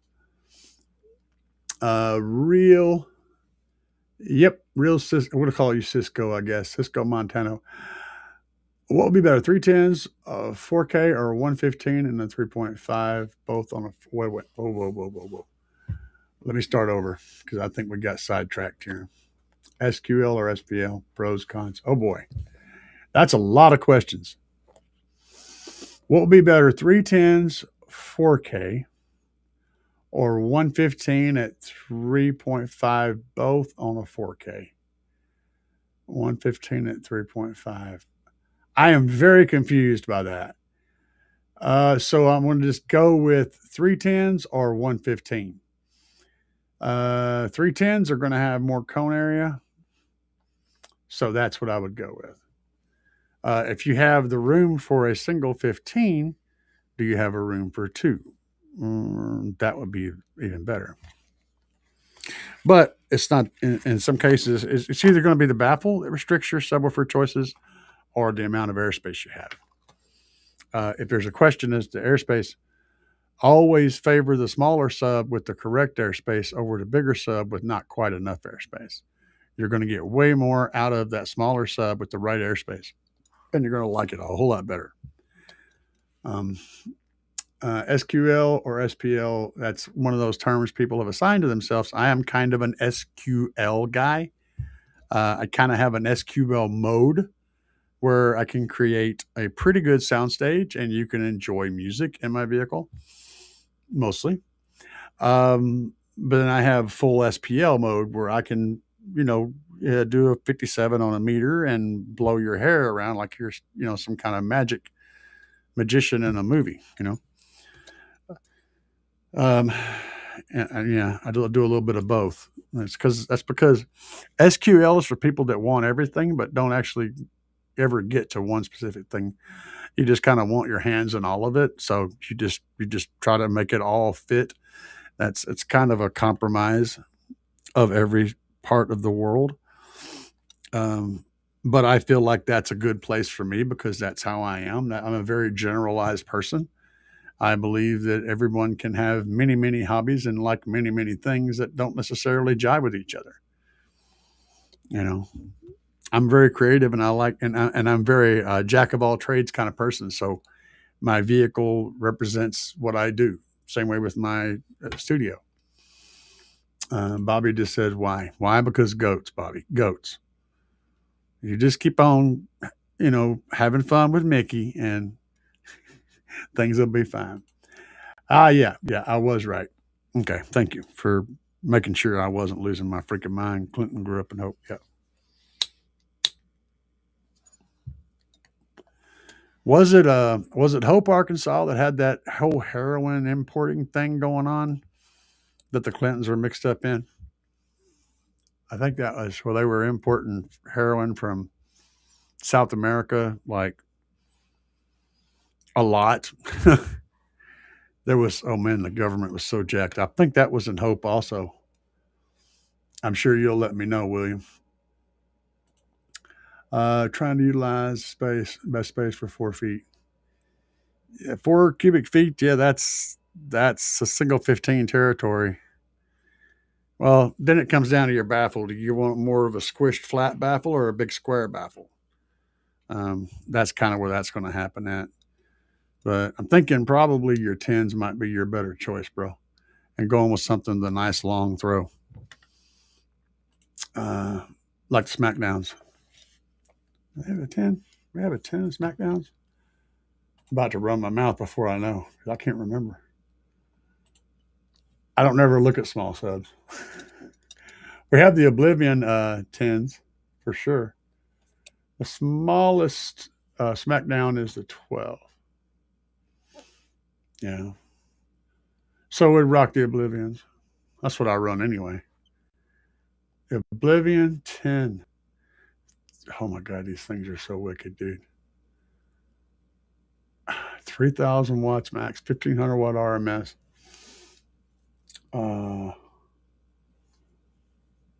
1,500 watts RMS. $189 a piece. I mean, check it out, dude.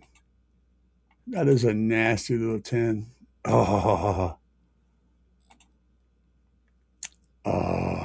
look at it. Less than $200. So yeah, a discount code CAE will knock 10% more off of that price. It's good stuff all around. Let's see here. So yeah, I'd go with the 10s. Those 3 of those.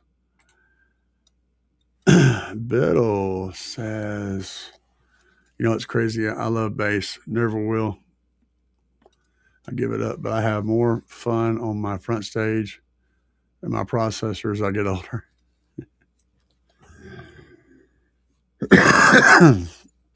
I totally get that, man. For me, that's my jam too. I really love playing with that. But I get the best feeling whenever I put people in my vehicle and I get their eyes to pop open wide and they're like, oh, I absolutely love that. And then when they come back from that and they got this big grin on their face and it's permanently etched into their face. That's my jam right there too. So I really enjoy that. Um,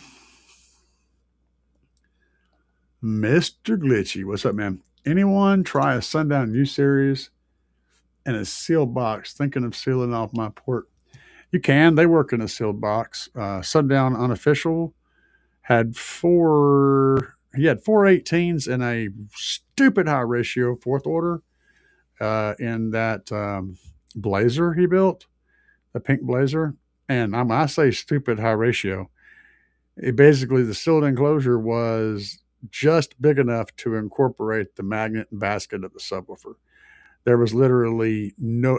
He basically built the enclosure out of rings that the subwoofer set on. So he just stacked them up until he had just enough height to let the magnet not hit the box in the back. That was how big they were. And he did four of those in there on the back wall of that, like 20-to-1 ratio, whatever it was. It was ridiculously big. Very loud, extremely loud, full built-in, crazy custom thing. Totally undrivable, but loud as shit. But yeah, they'll work in a sealed enclosure. The U is kind of slept on. It's a good subwoofer. Kind of surprisingly good. Yeah, I know, and I get that. I get that. That's what I said. We're compressing both signals, but um, I can't demo anything more than that on YouTube. So it is what it is. Should I pull over in somebody's driveway and get out my processor? Get my processor going? Baby, I can't wait till I get home. For real, man. Just pull over and I've stopped at like McDonald's or something or Wendy's and grabbed some food and parked in the parking lot and been sitting out there for 3 hours tuning the vehicle. I wind up going back to the drive-thru to get more shit. I've done this many times, bro. I know that pain. You just get it in your system and you just get caught up in it. It's a game all in itself. Brother, all I know is I quit using YouTube and all that shit and I started using some pay for FLAC. Yeah, and I agree. I could tell the difference too. I just don't know if I really could tell the difference. If it was just, I'm just being honest with myself, man. I mean, if you can't be honest with yourself, then you're pretty much screwed.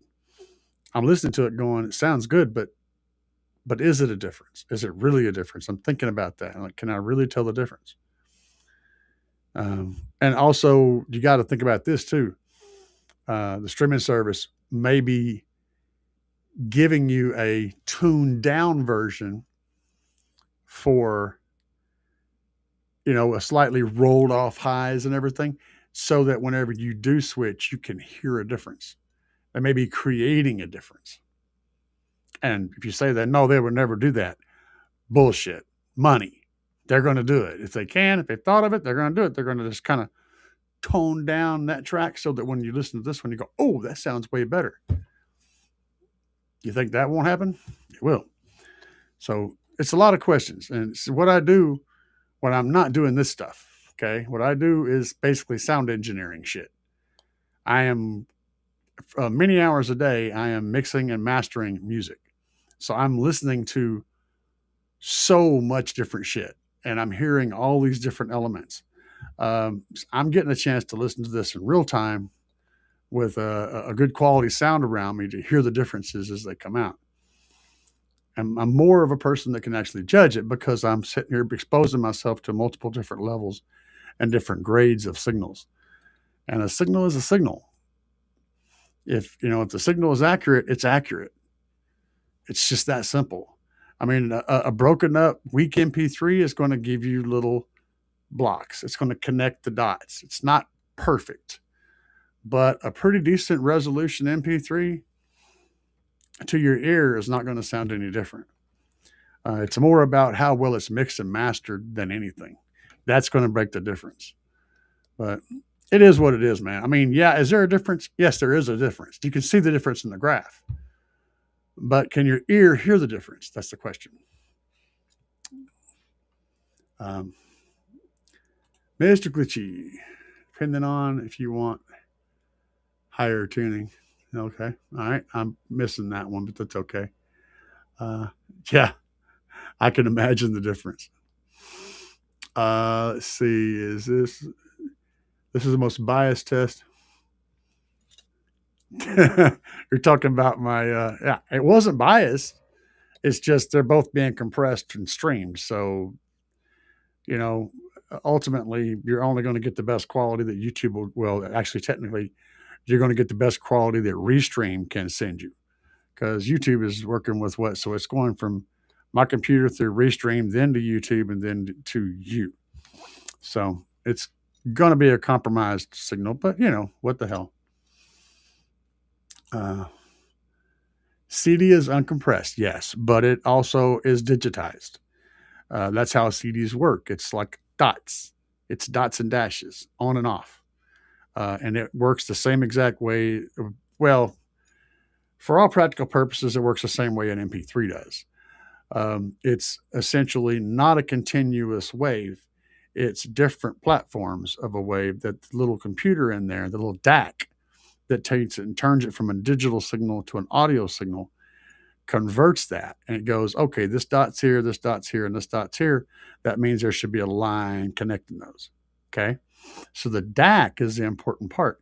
It turns it from a digital signal into an audio signal. That's what digital audio converter means. Okay. So a CD, the bit rate on a CD is in the realm of an MP3. And an MP3 DAC does exactly the same thing in connecting those dots. It's technically the same amount of shit. The difference is a lot of stuff is mixed that are mixed for MP3s, or for anything else for that matter, are compressing. The engineer that's mixing the sound or that's remixing the sound is compressing it. Or the signal that you're using to send the signal from here to here is compressing that sound to make it easier to transfer. Then on the other end, it'll be uncompressed and played. If you have a good uncompression system and a good compression system, it's still going to be the same signal coming out as the one went in. It's all about, we've already established 15, 20 years ago that at that time, anything called an MP3 sounded like shit. That's because it did sound like shit. Today, it's not the case anymore. It's like the same thing with half bridge amplifiers and full bridge amplifiers. There's no difference in the sound anymore. It's the same thing with a Class D amp and a Class AB amp. There's literally no difference in the sound anymore. At the time those things were introduced, they were bad. And so our brain said, okay, this is bad, this is good. And then we stopped learning from that point. Well, as that technology improved and got better, we've never let them live down the fact that they sucked 10 years ago. Same thing with Bluetooth. Bluetooth was first introduced, it compressed a lot. And the decompression and compression algorithms that handled that were bad, okay? Because they weren't trying to move high quality audio from point A to point B. They were just trying to move audio from point A to point B. And so when people started streaming a lot and doing all that, they had to go, wait a minute, we need to build a better model to be able to handle moving, compressing and decompressing and turning that back into an audio signal.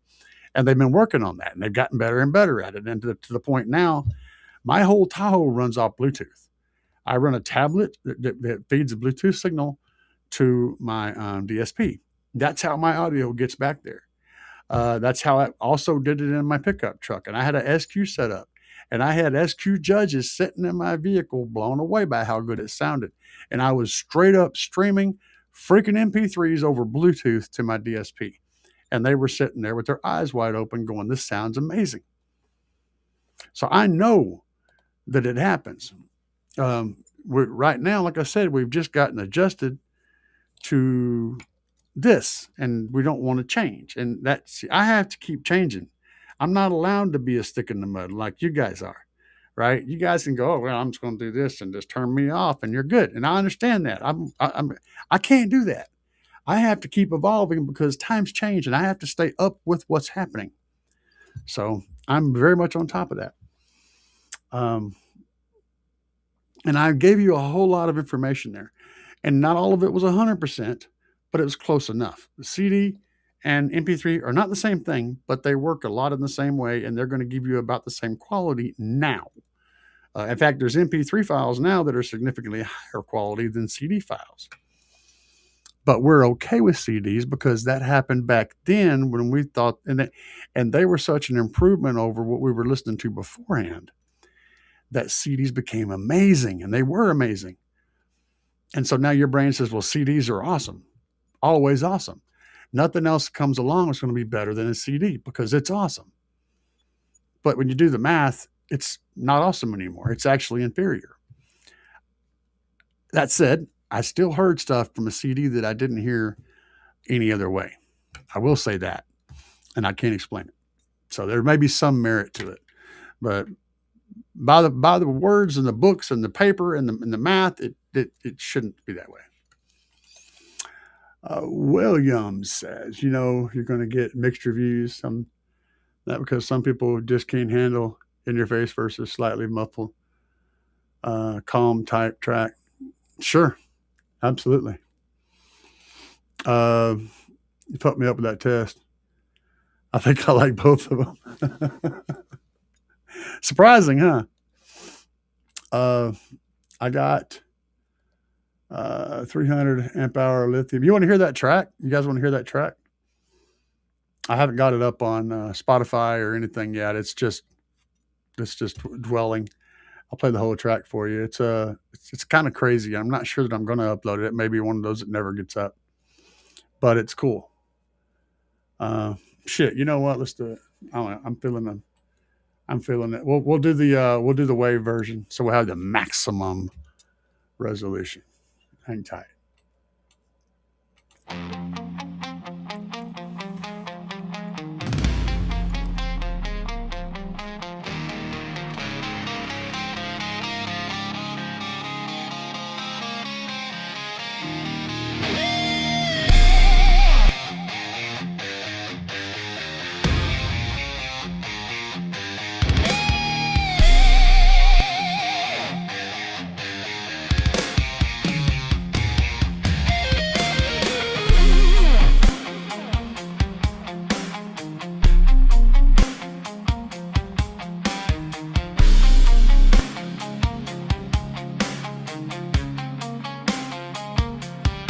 Cypher X with a hyperflex, I'm slicing next with a Python text. I'm a microchip with a lightning glitch. When I flip this script, it rewrites your specs. I'm a cyclone breath in a typhoon chest. When I boom through rooms, like ignite your decks. I'm a time loop thread in a mindset spread, running rhymes so fast it'll fry your eggs. I'm a binary blaze in a fiber maze with a mind that phases through firewall haze. I'm a laser that grazes the gate you raise, and I maze through waves like a tidal craze. I'm a particle spark in the dark that arcs. When I charge, I mark every bar with remarks. I'm a blueprint ghost with a code in my throat, and I float every note like a boat in the parks. C-A-E is in the back room, Cypher X is on the mic. Oh damn man. C-A-E is in the back room, Cypher X is on the mic. Here he goes again. I'm the rapid rhythm raptor, ripping patterns in the plaster. I'm the faster than a faster, spitting chapters like a blaster. I'm the master of disaster, dropping data like a hacker with a vector track reactor, making metaphors shatter. I'm the nanosecond phantom in the anthem you were chanting. I'm the lantern in the cavern where the shadows started dancing. I'm the avalanche advancing with a manic beat expansion. Every syllable I'm slamming leaves your CPU jamming. I'm the turbine turning, word line burning, curve spine learning, overdrive churning. I'm the whole room's current, let the whole world see. Cypher X on rap, fuzzy raps at a J. C-A-E is in the back room, Cypher X is on the mic. Oh damn man. C-A-E is in the back room, Cypher X is on the mic. Here he goes again.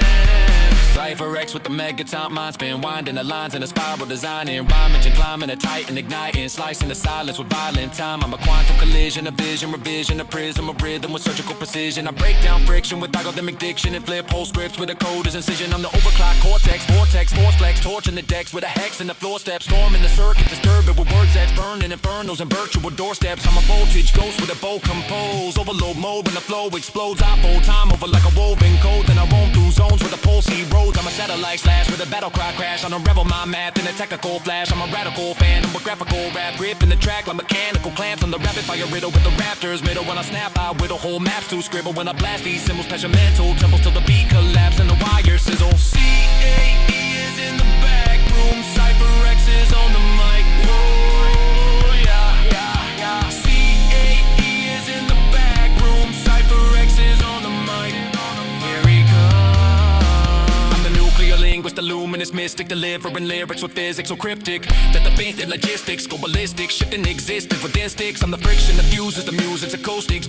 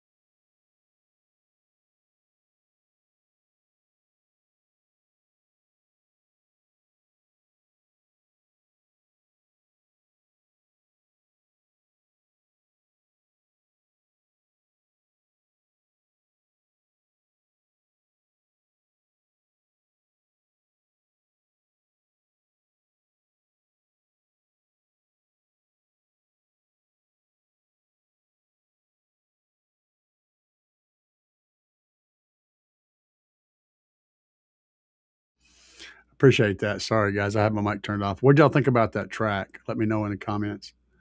I got it squared away now. So Barry says you got a 300 amp hour alternator, a LiPo with, I got sound now. Yeah, I got sound now. Okay. I got a 300 amp hour LiPo. You guys' comments are still pouring in. I know y'all can hear me now. It's just a delay. That's got to be what it is. Y'all still tell me my mic is muted. Thank you for telling me, but hopefully that's passed now. Can y'all hear me? Somebody say yes. Because everybody's been saying no. I want to hear one person say yes, you're good. So I know. Okay, good. Now we're good. All right. So Barry says I got a 300 amp hour LiPo 4 battery with 200 amp BMS. And I'm thinking that that's a headway. It sounds like a headway. It's a lot of power and it'll be fine for what you're doing. You may have some, you may have a little bit of a cool down period. Like if you play a couple of songs or whatever, you may have to sit down and let the voltage come back up because you're not really going to be putting much power into those batteries. It would behoove you to put at least a bigger alternator on there, but you'll probably be okay as long as you give it a break every 2 or 3 songs. You'll probably be able to maintain voltage. I'm hoping that's not a headway setup. If it is, I would just get rid of that completely. So just saying, headway is, I have a horrible history with headway and I just don't like them in a car. They're just not, they're not good for car. Mr. Glitchy, I thought Seal was better for low bass extension. It is unless you're tuning your port for low bass extension.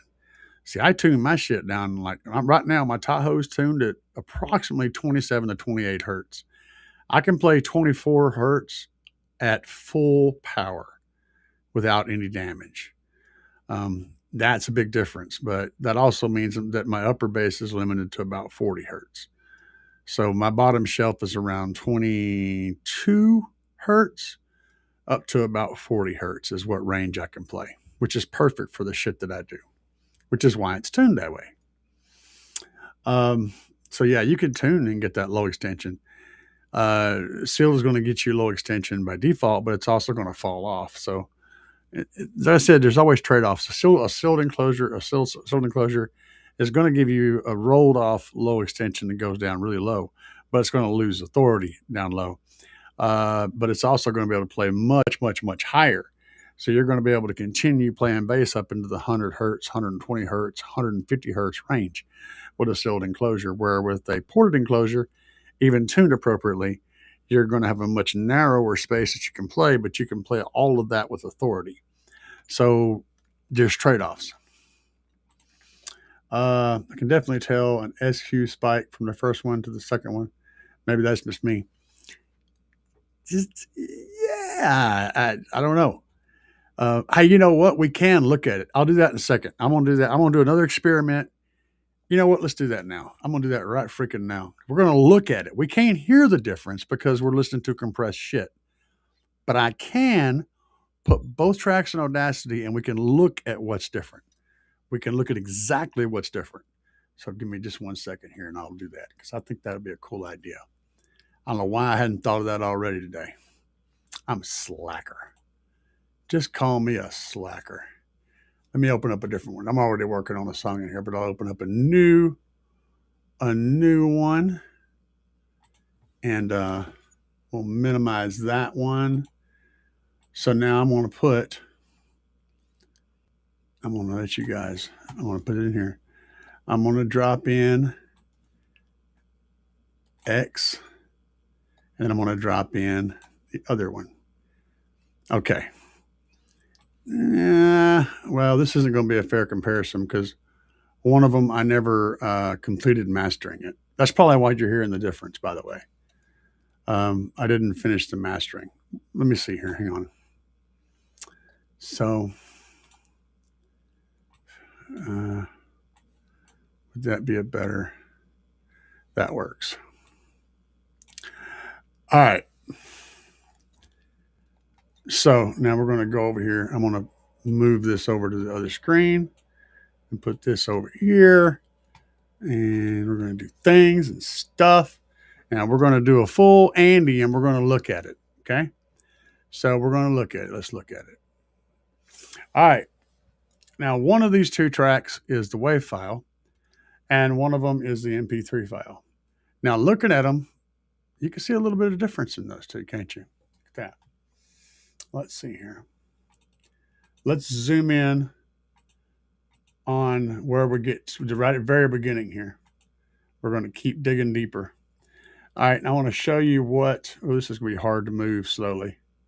I got so much, we just want a single point. We don't care where it is. I just want a point in here where we can examine things. So let's look at this area right here. Okay?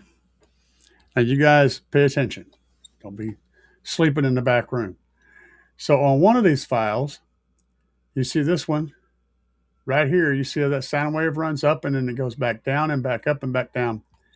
And down here is the same exact thing. The difference is down here, it doesn't go down quite as far. It's got a little bit further of a lift right there. And if you look at this sound wave down here, this is the other channel. You can see that it's a little bit lower there, where this one's just a little bit brighter. That's the difference.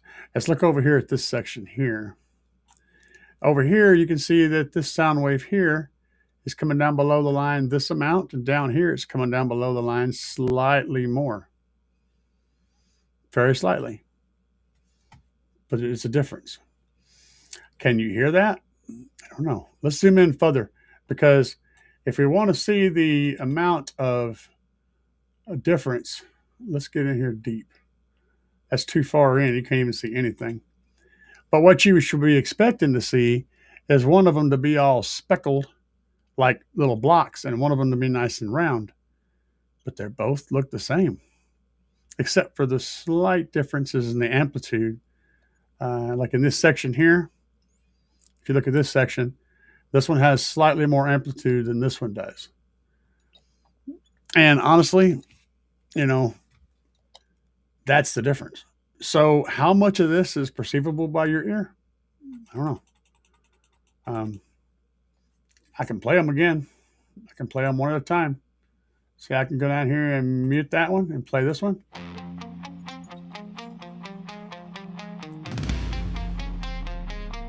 Then I can switch. And, well, that didn't work.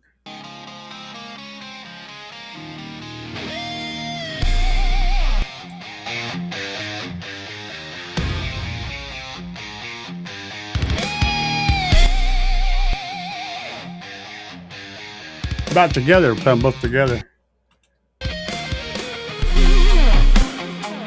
Oh, that's very boosted. We're getting them both at the same time. Crazy stuff. You know, you can also revert it, and I can't remember how to do that off the top of my head. But there's a oh, you want to see what a low pass filter does? Check this out. Go effect.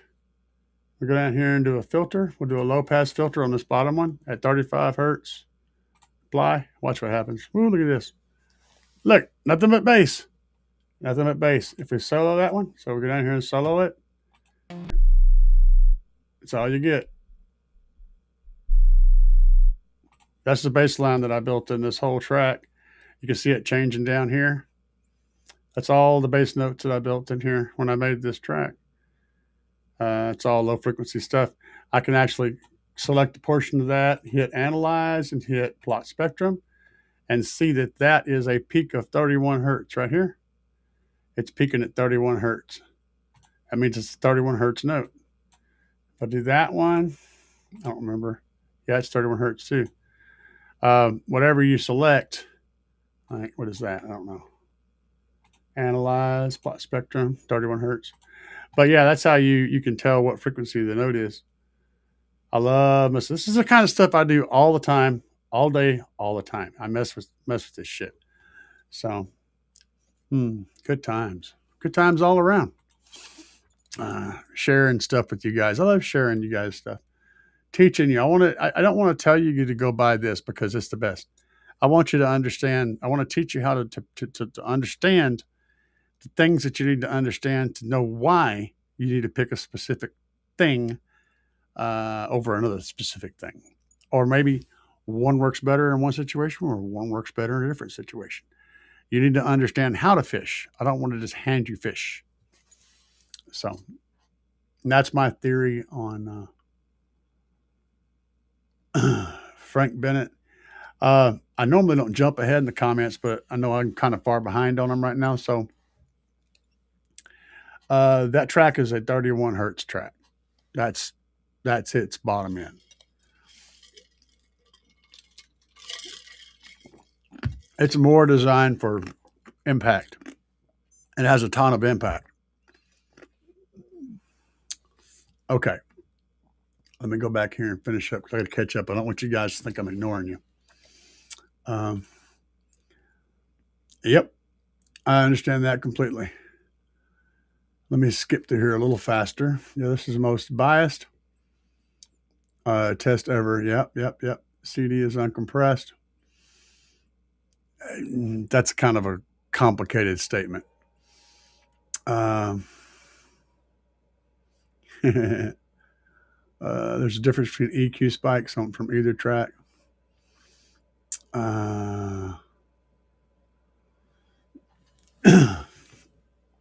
You know what, man? You're totally right. What is this? If I remember the guy named Mutt Lange, yeah. Shania Twain, yep. Produced all the Def Leppard stuff, yep. And he started producing Def Leppard after On Through the Night. On Through the Night was their first album, and it was not produced by Mutt Lange. But beyond that, it was all Mutt Lange. When you heard Def Leppard go, rock and roll, well, that was Def Leppard with Mutt Lange. And yes, masterclass in production. Absolute masterclass in production. Hey, slam that like button, guys. Bringing back memories now. I remember being a kid, having to go out there, spin the damn antenna pole. Oh my God, yeah. Turn the antenna. I'm like, dude, I'm wearing my underwear and my t-shirt. I don't care. My little chicken leg ass be out there, my underwear and my t-shirt behind the trailer spinning that damn antenna. Oh my God, that was such a pain in the ass. We had 4, 7, and 11.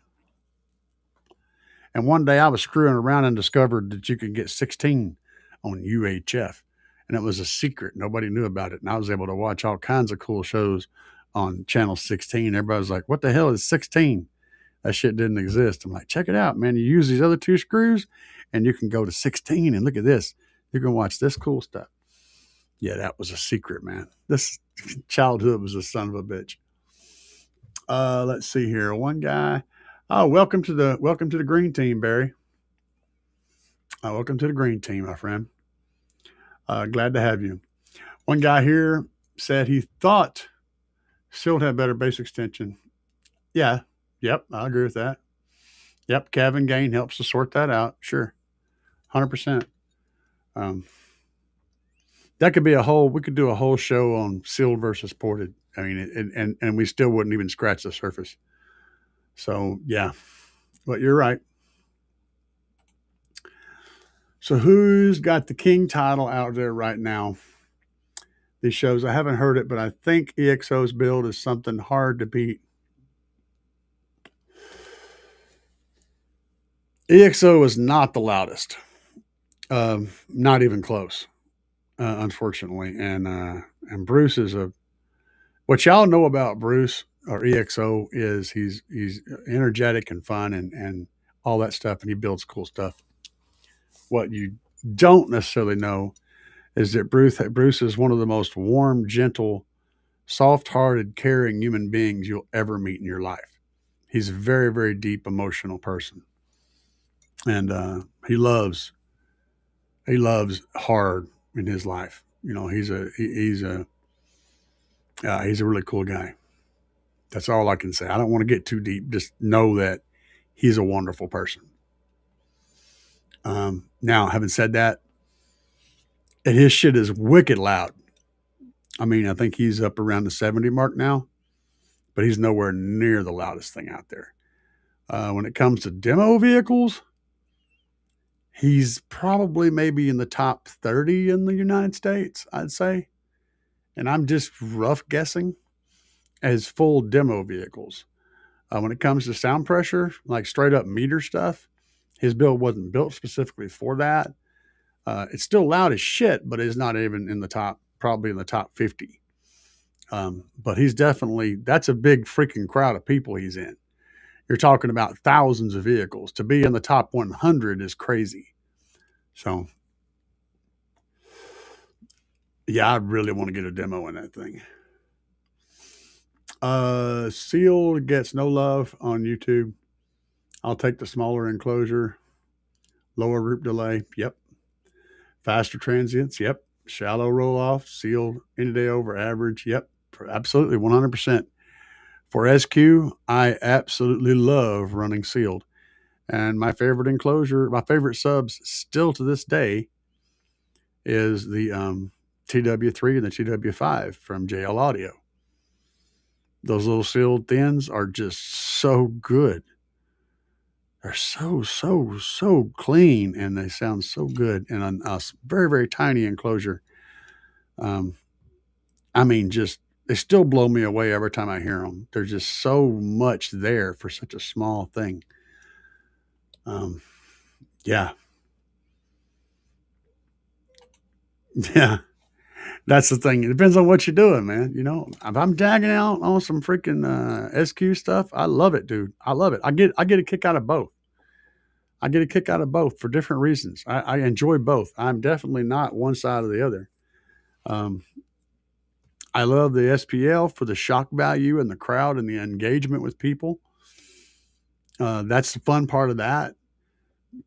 And just sometimes I just want to blow my freaking brains out with, 28 hertz and just knock every crazy thought out of my head so that my brain can finally rest for a few seconds and not think about anything because there's so much vibration that it just literally doesn't matter. You don't want to get in your head. Sometimes you get in your head like something that you can't do shit about, right? Something you have no control over, but you get it in your head and you're trying, and it just stays there, back and forth, chewing through your brain over and over again. That's when the big, huge bass system comes in. You can blow that shit right out of your ears, and it goes away for at least as long as you got the bass. And so sometimes I like to do that. Other times I want to sit out and then kick back and listen to some quiet SQ music and just drift away into another place that way. They all have their elements. You got a roller coaster, Rolls Royce. You pick one, which one day one may be cool, one day the other one may be cool. You don't have to be stuck on one camp. You can enjoy both. Maybe not in the same vehicle as well, but 140 plus. 151 for me, sir. Always been on 12s. And it's mainly because most of the vehicles you've owned, that's been the right amount of subwoofer for the enclosures that will fit in the airspace that you have to work with and what you're willing to sacrifice. That's typically how that works. You get used to it. And you put a 15 in there and you use too small of an enclosure and it sounds like hot shit. And you go, the 12 sounded better. That's why. You didn't have enough airspace for that 15. It's all a matter of building the right enclosure and then putting the driver in there, that fits that enclosure. That's why people have a preference for one sub over another. It's not because one sub is better than another. It's because in every build they've experienced or that they've had, maybe the subs that were this size were actually sized correctly for the enclosure, whereas others were in too small of an enclosure and they didn't get the response they were looking for. So your experience is limited to, or your opinion is limited to your experience. When you're able to experience things that are done properly in different sizes, then it changes how that all works out. But yeah, when it comes to response, talking about small subs respond quicker, all that stuff. With the right amount of power on a subwoofer, it doesn't matter what size it is. It could be 36 inches and it will sound just as tight as a 8. You couldn't tell the difference, except for the one's going to produce a lot more lows at a lot higher volume. But as far as the sound goes, if it's done right, it's going to sound the same. It's got to have enough power to respond appropriately. If you've got a couple of 15s and you don't have enough power on them, they're going to be sloppier and they're going to sound like shit. And also, if you got a port in your enclosure, you're going to have group delay. They're going to have the port, the time delay of the amount the sub starts playing and when the port starts playing. And then when the sub stops and the port stops, that's always going to sound like shit no matter what subwoofers you have on it. It's always going to have that delay. That's just part of the trade-off of running a port. As far as the sub goes, if they're both in sealed enclosures and the enclosures are respective and all that stuff, everything is right and they have the right amount of power on everything, you're going to get the same response times out of larger drivers as you will out of smaller drivers. They won't sound any difference. That said, nobody or most people ever get to that point. They build a generic box, buy a box off Amazon. It's tuned to like 40 hertz. It's going to sound like hot shit. You put that same sub that put in that crap box into a sealed enclosure, it's going to sound way better because you don't have that crappier tuning of that port, that port's off tuning to deal with, and you've got no group delay. It's going to sound better. A sealed enclosure gives you so much more room for bad enclosures too. You can build a sealed enclosure that's way too small, and it's still going to sound good. It's actually going to sound a little tighter and a little more responsive. It ain't going to play lows very well, but it's going to sound better with music. You can build a sealed enclosure that's too big, and you're still going to play. You're going to have some control because you're still playing into a closed up airspace. There's a whole lot more room for screwing up on a sealed enclosure where you're still going to get a reasonably good response. On a ported enclosure, you got to nail it or it's going to be off. So there's a whole lot of, you can only decide, develop an opinion about something if you experience enough of the stuff to know which one is, it's garbage in, garbage out. If all you've ever heard was shit, then your opinion is going to be shit. You know what I'm saying? So it's not anything against anybody. You just don't have enough experience enough information to make a more rounded decision. Your decision is very narrow because you have only a small amount of input to work with. But yeah. That's all I'm saying. I'm not talking about anybody specifically in chat right now. I'm just saying in general, that's where most people are. They've only experienced this amount of stuff. So the decision they make is based off of this small amount of stuff, right? And that's where you're going to find some people have a different opinion because they have way more input to be able to develop a more rounded opinion. It may not be the perfect one, but it still may be better, right?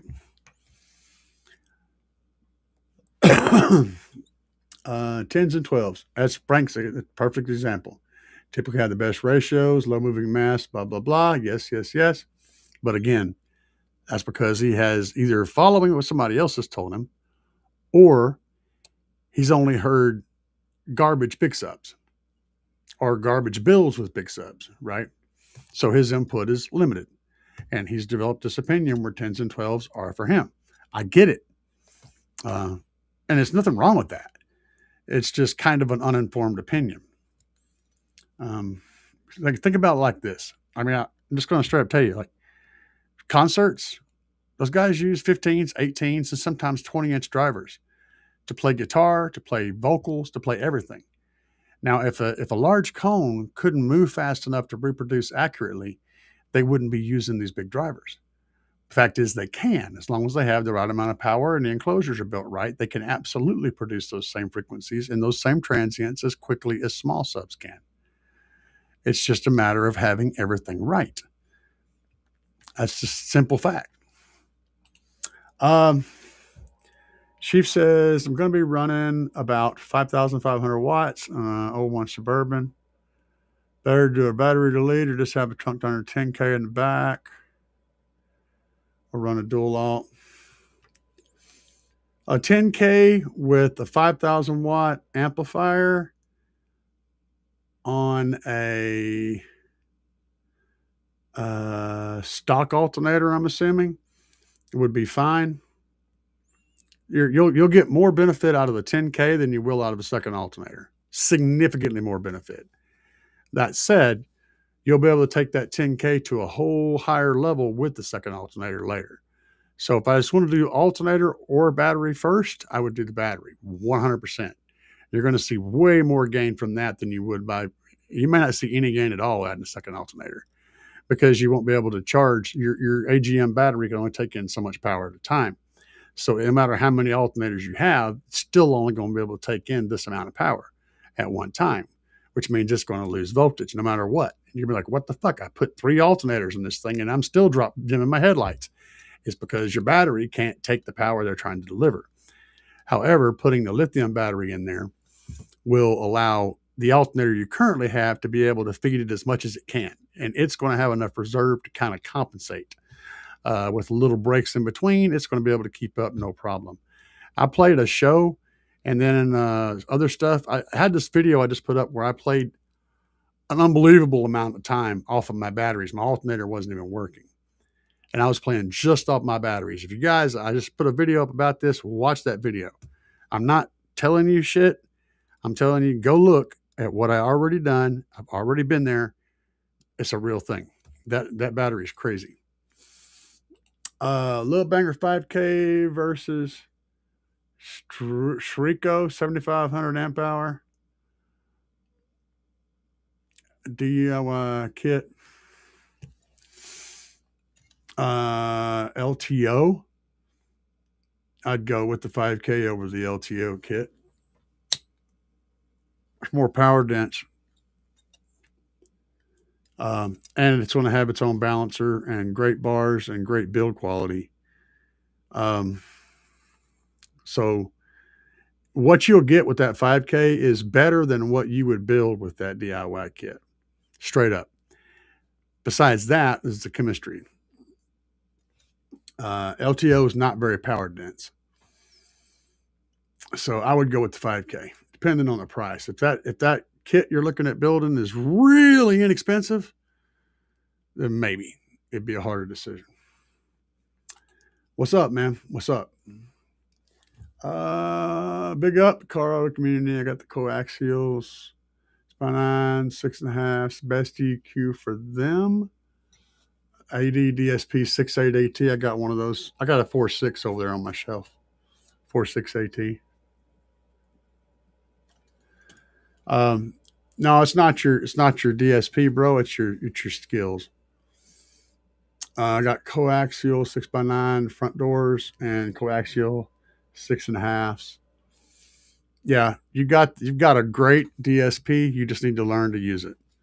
So that's where your failure point is yourself. Um, get with somebody who does tuning and have them show you and teach you some things. So it's all in the skills. Now you can have the best socket set in the world. You could have a $5,000 Snap-on toolbox full of tools. If you don't know how to use them, they're worthless. And that's kind of where you are. You're still learning. A better or a different DSP isn't going to help you. It's the skills you need to learn. You need to learn how to use those tools you have. You have all the tools you need to make an amazing sound system. Just get the skills and you'll be ready to go. Find someone to work with you. You'll be surprised how far you can go. But welcome to the club. So you're trying, and that's number one. That's the first thing, is getting out there and trying to learn, putting yourself out there. That's how you do it, man. I'm thinking of doing two 12-inch mid bass, 2 horns. Oh yeah, they absolutely will. Be sure you seal off around those 12-inch mid basses. You want to get a completely sealed chamber behind them to get the maximum amount out of them. Clinton was tied with a very seal, and CIA, they never released that because he's president. Yeah, Bill and Hillary both were neck deep in that. So I mean, that shit went deep. The whole government in that area was all corrupt, and they were all in on the thing. They were all being bought and paid for, and it was sketchy as hell. People were dying, and bodies were missing, and people were randomly dying and shit. That was that stuff got buried. I think that was a bunch of the crap that was on a certain laptop that got destroyed. I think a bunch of that crap was on there, and that's why it got destroyed. But I don't want to get too political on this one. Thank you, Cario Obsessed. Barry Seal. Okay. Frank says MP3s with 320 bit rate will be pretty hard to tell the difference. Yeah, absolutely. And I mix mine are significantly higher than that, like way higher than that. Niall, what's up, man? Sometimes we differ on brands, but great knowledge. Thank you, Jinkar. Change the name. It's Play It. Okay, yeah, I got you. What's up, man? Play it and live it. The greatest part, no ego. I try my best, man. Okay, I try my best. Let's get down through the mic problems here. Track has a lot of bass for sure. Yeah, I have 31 hertz. Yeah, it's pretty stout. It's mixed at like -4, I think. I'm pretty sure it's like -4. I can actually tell you. Hold on a second. Well, look, I'll show you how to tell. I'll show you how to figure that out. So if you go to the track, highlight it like this, the whole track, and analyze, plot spectrum, you can pull this up, right? And look at this peak up here. So if we zoom in closer, this is a peak for everything, not just bass. But if we zoom in close, we can go up and see this is -7.4. So we're higher than that. It won't let me go any higher than that. But why won't it let me go any higher than that? That's probably because it tops out there. But yeah, it's somewhere up there close to 0. But this is what you're looking at now. If you want to mix what the bass is, you can click on this. I've already put a filter on this. So we can look at plot spectrum, and we can do the same thing down here.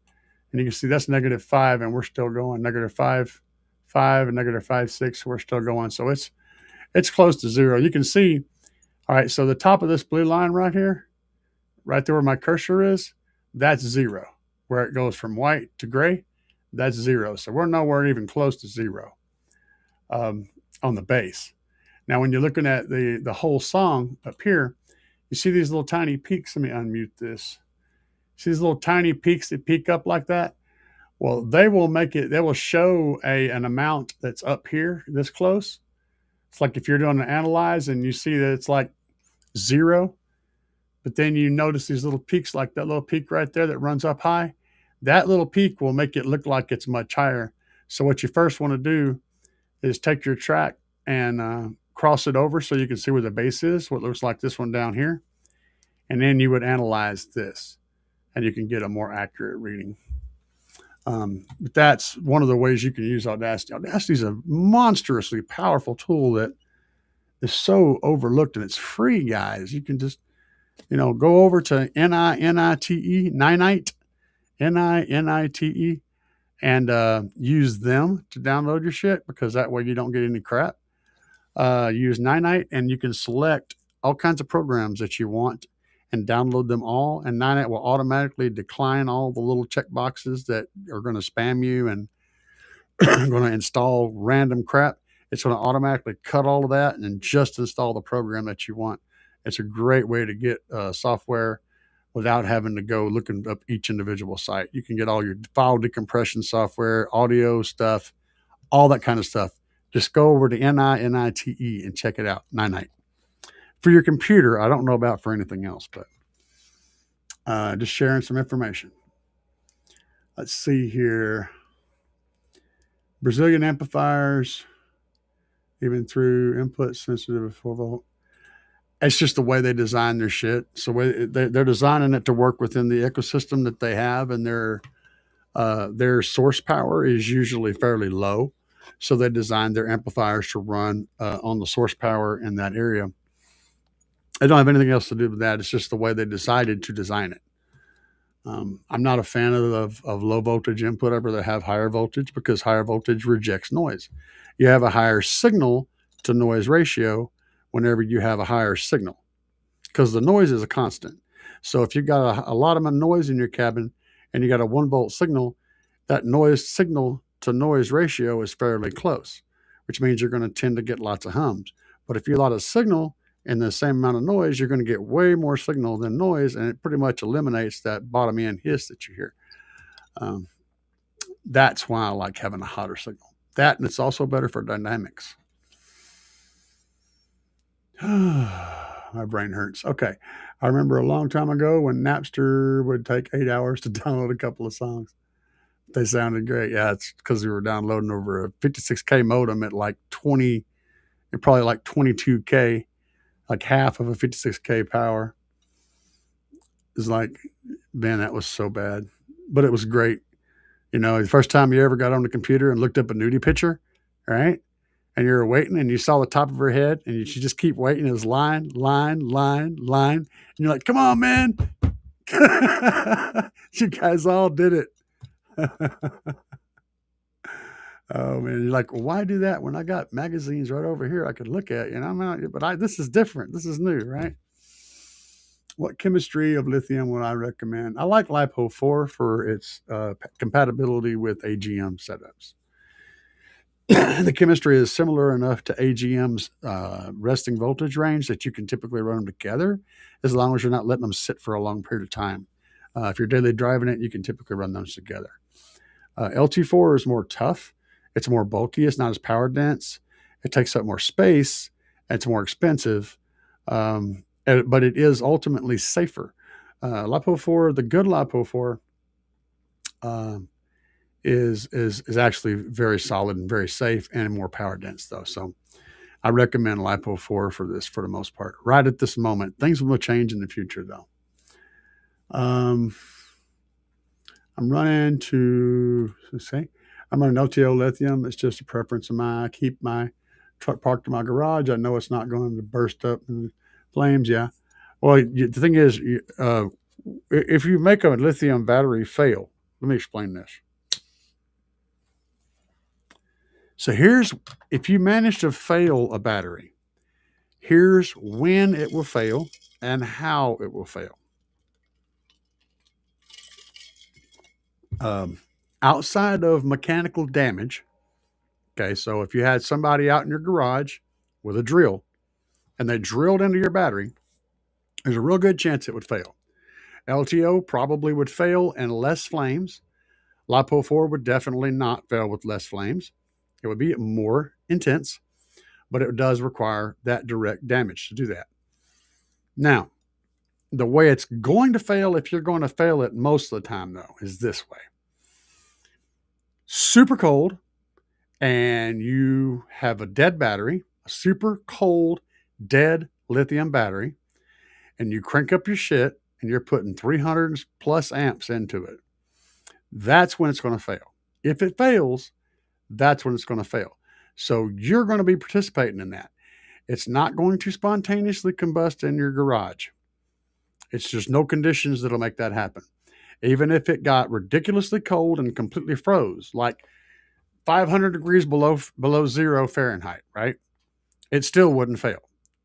Now, if it was that cold and you tried to put power into it, a lot of power into it, it would absolutely fail. But as long as you're not doing both of those things at the same time, you're not going to have a failure. Where it will fail is if you have an extreme cold and you put a lot of power into a very dead battery. Those are the three things that you need to make that happen. So if you got a battery that's charged properly and then it's really cold and you put a shit ton of power to it, it's not going to fail. Okay? It's not going to fail. That goes for Headway too. Because it's not going to take in that power. It's already charged. It doesn't have to do anything. If the battery's dead and it's cold, real cold, and you put a lot of power on it, it's going to have problems. It may not spontaneously combust into flames, but it's definitely going to be unhappy. So you can put a small amount of power on it, and that'll start to heat the battery up, and then it will be able to take more power. So you can control that, and then you don't have to worry about that problem at all. So it takes a very specific conditions to fail lithium.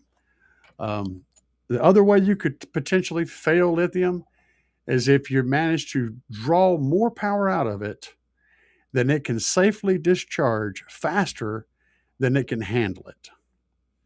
Then you can end up with a thermal runaway, which again, fire. That's not going to spontaneously happen in your garage. So you don't really have to worry about that. You're going to be in the vehicle doing some shit when and if you have a problem. So you're not going to just do it.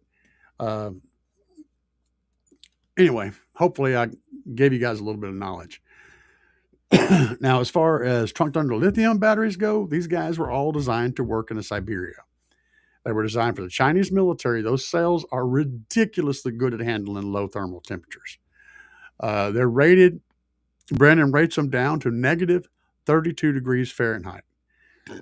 Now, they will produce significantly less power at those extreme cold temperatures. They're not going to work as well, but they will still be safe. And if you manage to somehow fail one of those batteries, all the tests that Brandon has done, plus a real world event that he managed to capture, have shown that the batteries failed in smoke, not fire. So when they did manage to fail them for doing ridiculous shit to them, they failed by getting hot and smoking out and then nothing, no fire. So that's always a plus. Headway is the opposite. Headway is just wants to catch on fire. That shit's ready to burn all the time. I know, man, I'm crazy. He says, sorry, CIA, I don't have a question, but I'm interested to learn about fabrication. Learned a lot. I do my best, man. I just work with what I got and I try to think through it. But I got some stuff coming up that might be cool. You'll enjoy that. And thank you.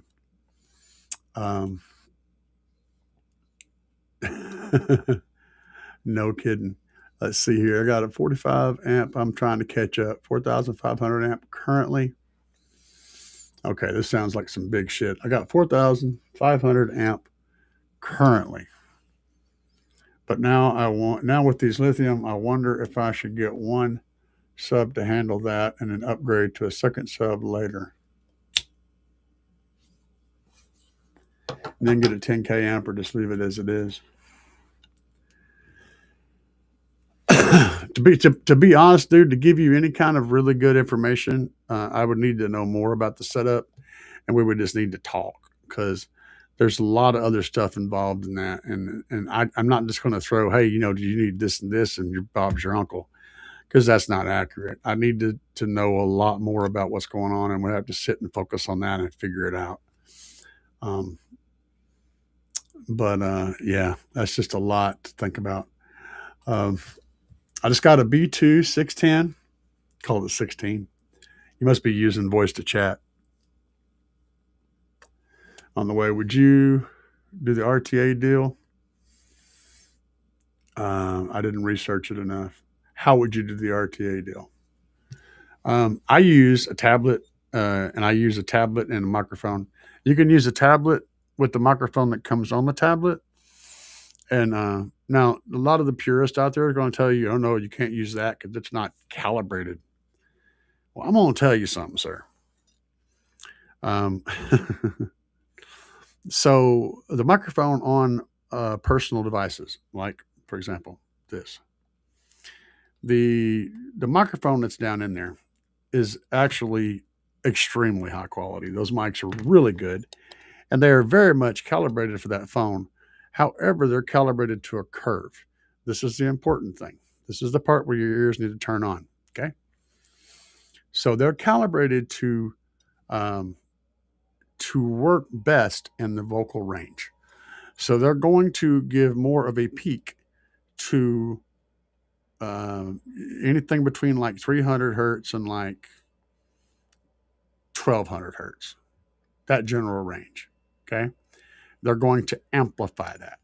So whenever you're reading an RTA that's running off that mic, it's going to be hotter. It's going to be, no, it's going to show, wait a minute. How's it going to show? It's going to show a hotter signal in that area than there really is. So in other words, if you use that mic, you're going to, say you've got a flat signal, right? It looks like it's flat across the RTA. You're actually running a smiley face EQ. Because it's reading it higher. It's more sensitive to that vocal range. The mic is brilliant, and the software is brilliant. So all you have to do is just EQ it to be mostly flattish, and you're going to wind up EQing in a slight smiley, which is what we generally like to hear anyway. So once you understand what the mic is doing to the signal that it's showing you on the screen, you can build a workaround to get around that. And I'll assure you that the microphone in that phone or in that tablet is a better quality than 90% of the RTA mics that you're going to find anywhere, or the same quality. It's the same quality or better. They put a very, very good mic in. Why? Because this thing has one job. Primary job is to turn your voice into something else. And if it ain't getting a good voice, it's not going to work right. They want that thing to be on point, and that's why it's a very good quality piece of equipment in there. RTA, real-time analyzer, yes. How long does that track go? When I played, it's like 4 minutes and 39 seconds. It's a long track. DPS. Okay, DPS and the head unit, or DPS separately? DSP, you mean? And I would use a separate one because the head unit typically has a very limited DSP. But if you want to do that, go with like a Kenwood. A Kenwood usually has a fairly reasonably decent DSP, but you're going to be limited. There's going to be limitations on a head unit based DSP. So one like this, or any real good DSP, is going to be an improvement over the one in the head unit.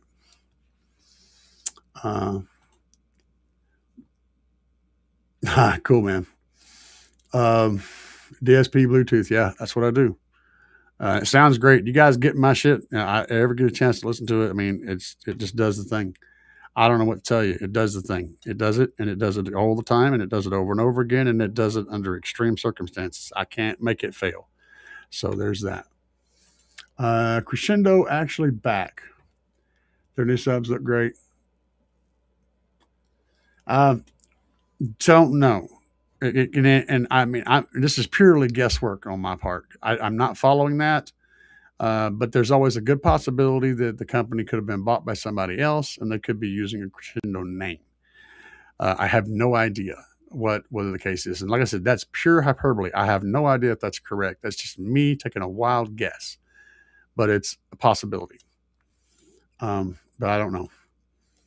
Frank Souza on a Pioneer DEX P99Rs, one of the most capable single DIN head units ever. Nice sound. There was a time in the early '80s where I loved my Pioneer Super Tuners.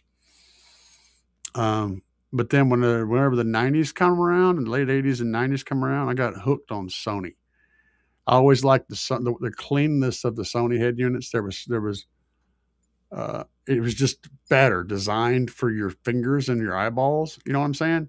It was a lot more simple. The layout was better. It wasn't with Pioneer. There was 1,000 little teeny buttons that you could barely put your thumb on, and the writing was tiny, and all this. With the Sony, it was like, hey, there's this and this and this, and that's all you need. And the thing sounded great, and it was simple, and it was clean looking. And I always liked that about Sony head units.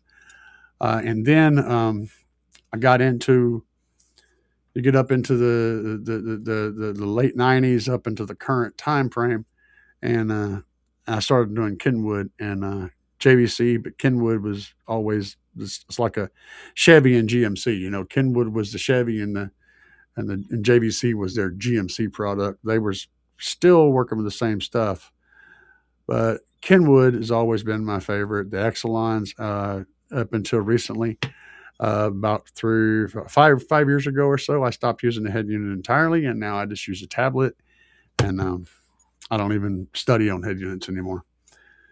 There's that long story. Let's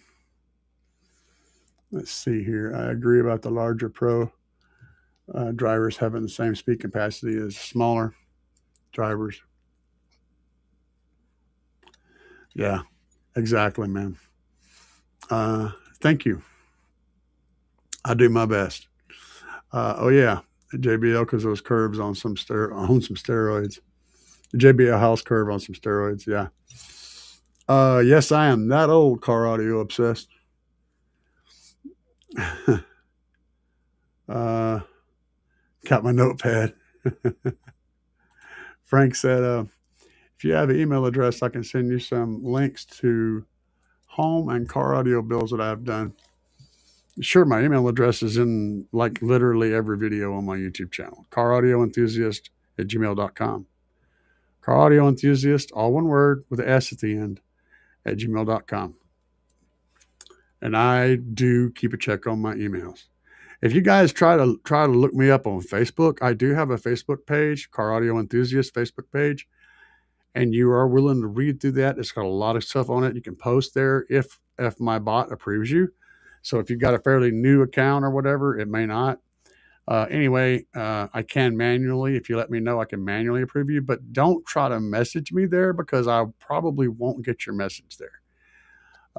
If you, I'm most likely to see your message the quickest only as a comment on a YouTube video, and only if it's a new comment. If it's a comment responding to an old comment, I may not ever see that. So if you want to make sure that I see something, put the comment on as a new comment on any video on my channel, and it will pop up, and I will see that the same day, guaranteed. Because I have a filter set up that filters out old comments but keeps the new ones to where it shows me any new comments. So start a new comment thread and leave a comment there, or send me an email to caraudioenthusiast@gmail.com.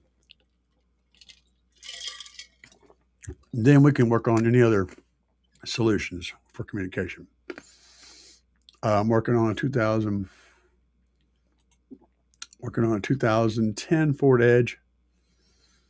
How do you run our aftermarket speaker wire through the doors? Ha! I got a video of a 2010 Ford Edge.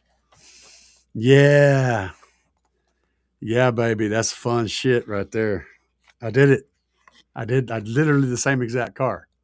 I have a video on that Edge up on YouTube. I have several videos. I don't have as many as I used to have because that was on my old channel, but I have several. You're going to have to, this is nasty. You ain't going to like the sound of this shit. You're not going to like it at all. But if you want to replace your factory speaker wires, yeah, that's what he's wanting. I'm pretty sure the Edge, I know my Ford pickup had it. I'm pretty sure the Edge has the little plug. So the door basically has a wire coming out of it that goes through the boot and plugs into the other side.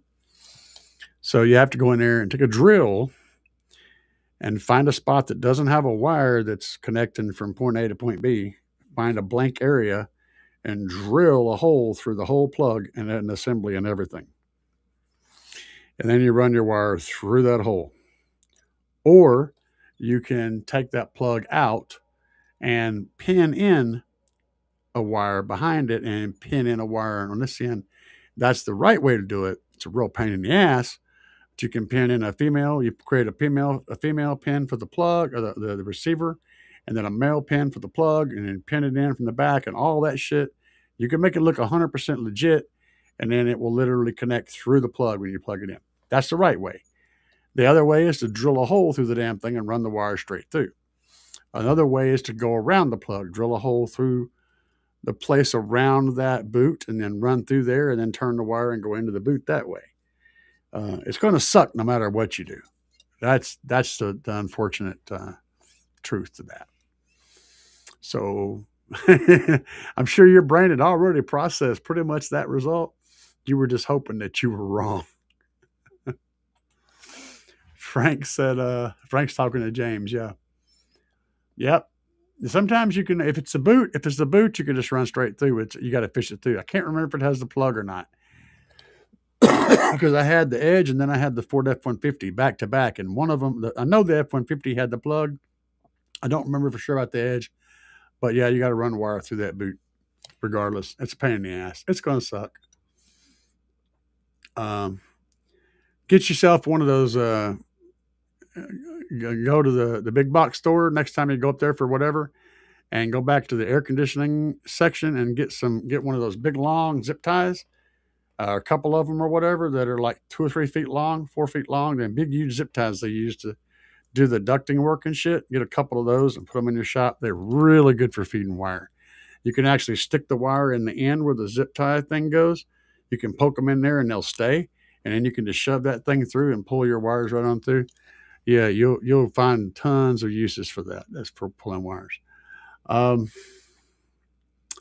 Let's see here.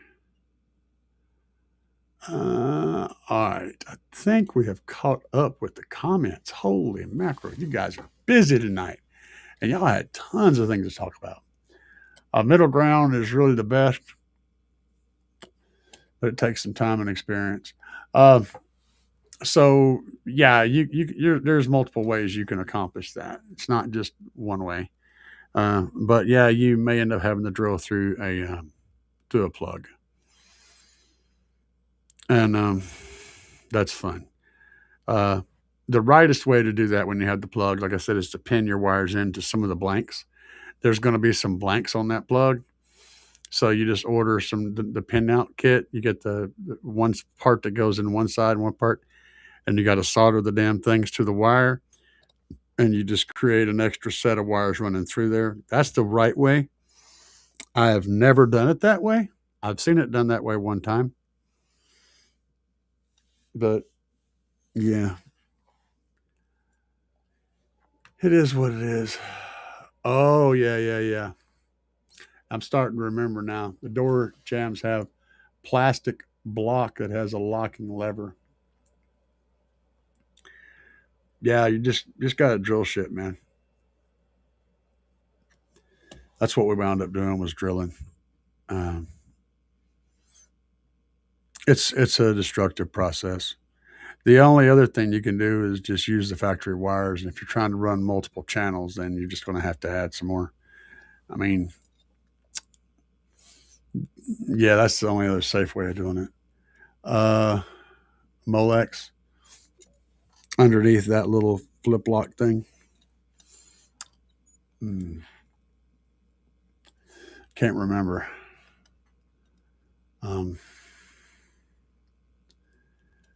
Yeah, it's not impossible. It's just a pain in the butt for real, man. I used to have Hang on a second.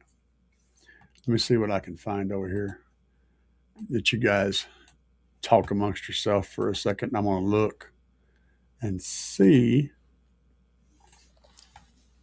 on my channel. Content. I don't remember what it's under. There you go. I'll show you guys.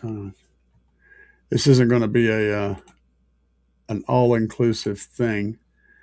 I mean, it's just a short clip, but I'll show you my edge here. This is. I'm going to have to turn the sound down so I don't get stupid violations here. So y'all have to listen to it silent.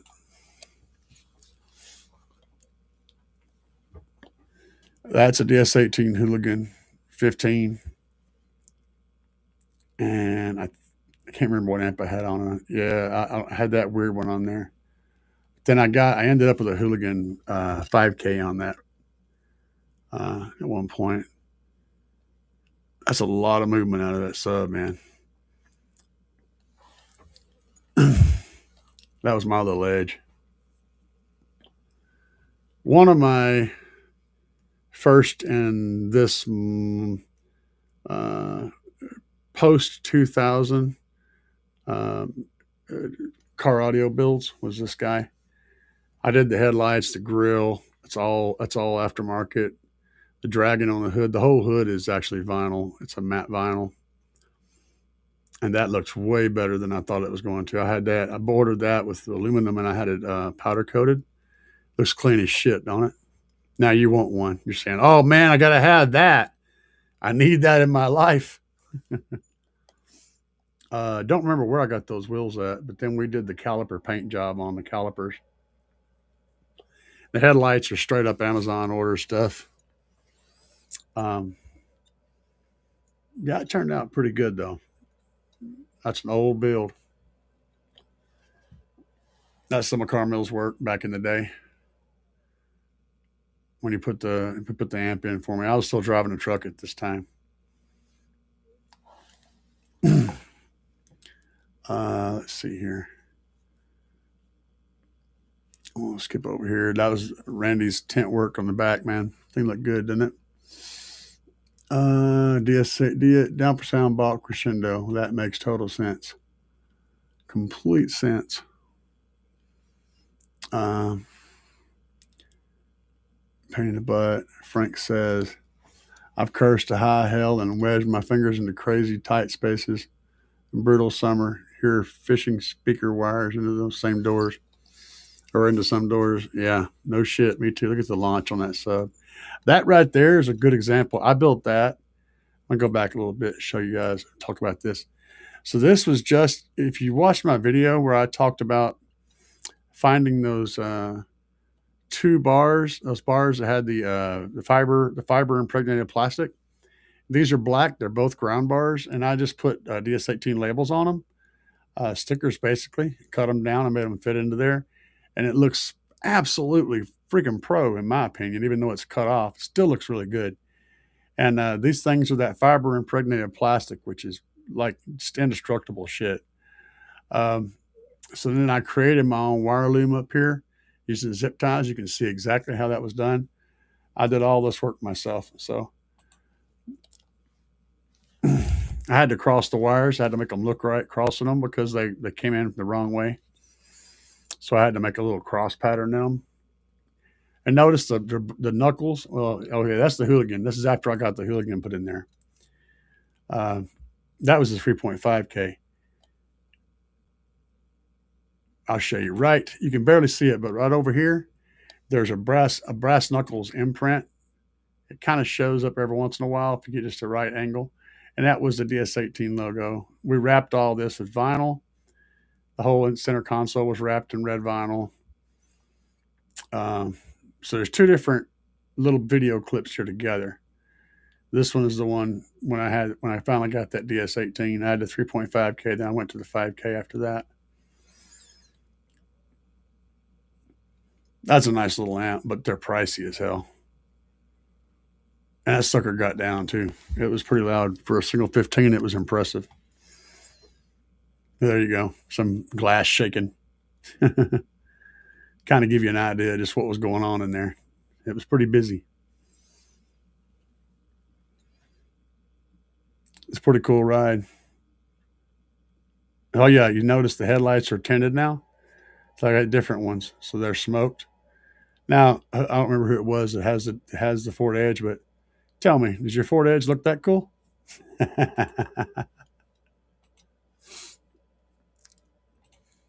Told you I nailed that Ford Edge. Look, man, we worked it out. But all of these videos are available on YouTube. Of course, you can go over there and watch. You can hear the sound. And I did get copyright struck, but I kept it up anyway. I just don't want to spin it into my live stream as well. So you can hear exactly what everything was playing. All the music is there, I think. Anyway, anybody got any more questions you want to hit me with? We are coming up on 3 hours, and we're just about to send it on the way. Because I need to go eat me some supper. I ain't ate nothing today, I don't think. All right, guys. It's been real, and be sure to show love to your neighbors. Treat all the people that you meet like you've known them your whole life. Be respectful to everybody because it starts with you. If you want people to be nice to people to be nice to you, it starts with you. Be nice to other people. That's how this works. You have to be the one that's in control. You're not in control of what I do. You're in control of what you do. So you take care of you, and then I'll take care of me, and everybody will be polite and sweet and nice to each other. And that's how we roll. Let's get the duck out of here, baby.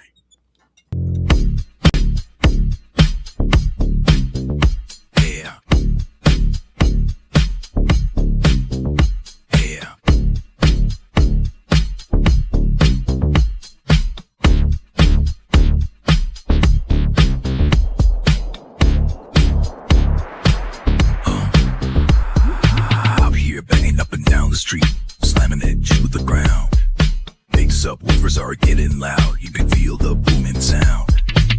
Getting ready to go, got it shined up for the show.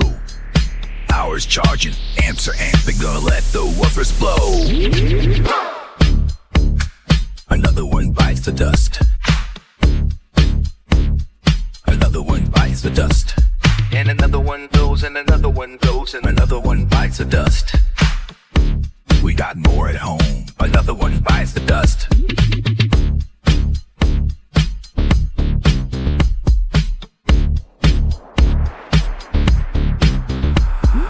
Eyes are glowing and the amps smoking, subs are cherry red.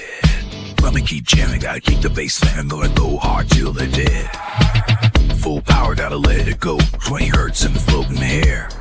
Sparks are flying, voice cords are frying, and the smoke is in the air. Another one bites the dust. Another one bites the dust. And another one goes, and another one goes, and another one bites the dust. Hey, we got more at home. Another one bites the dust.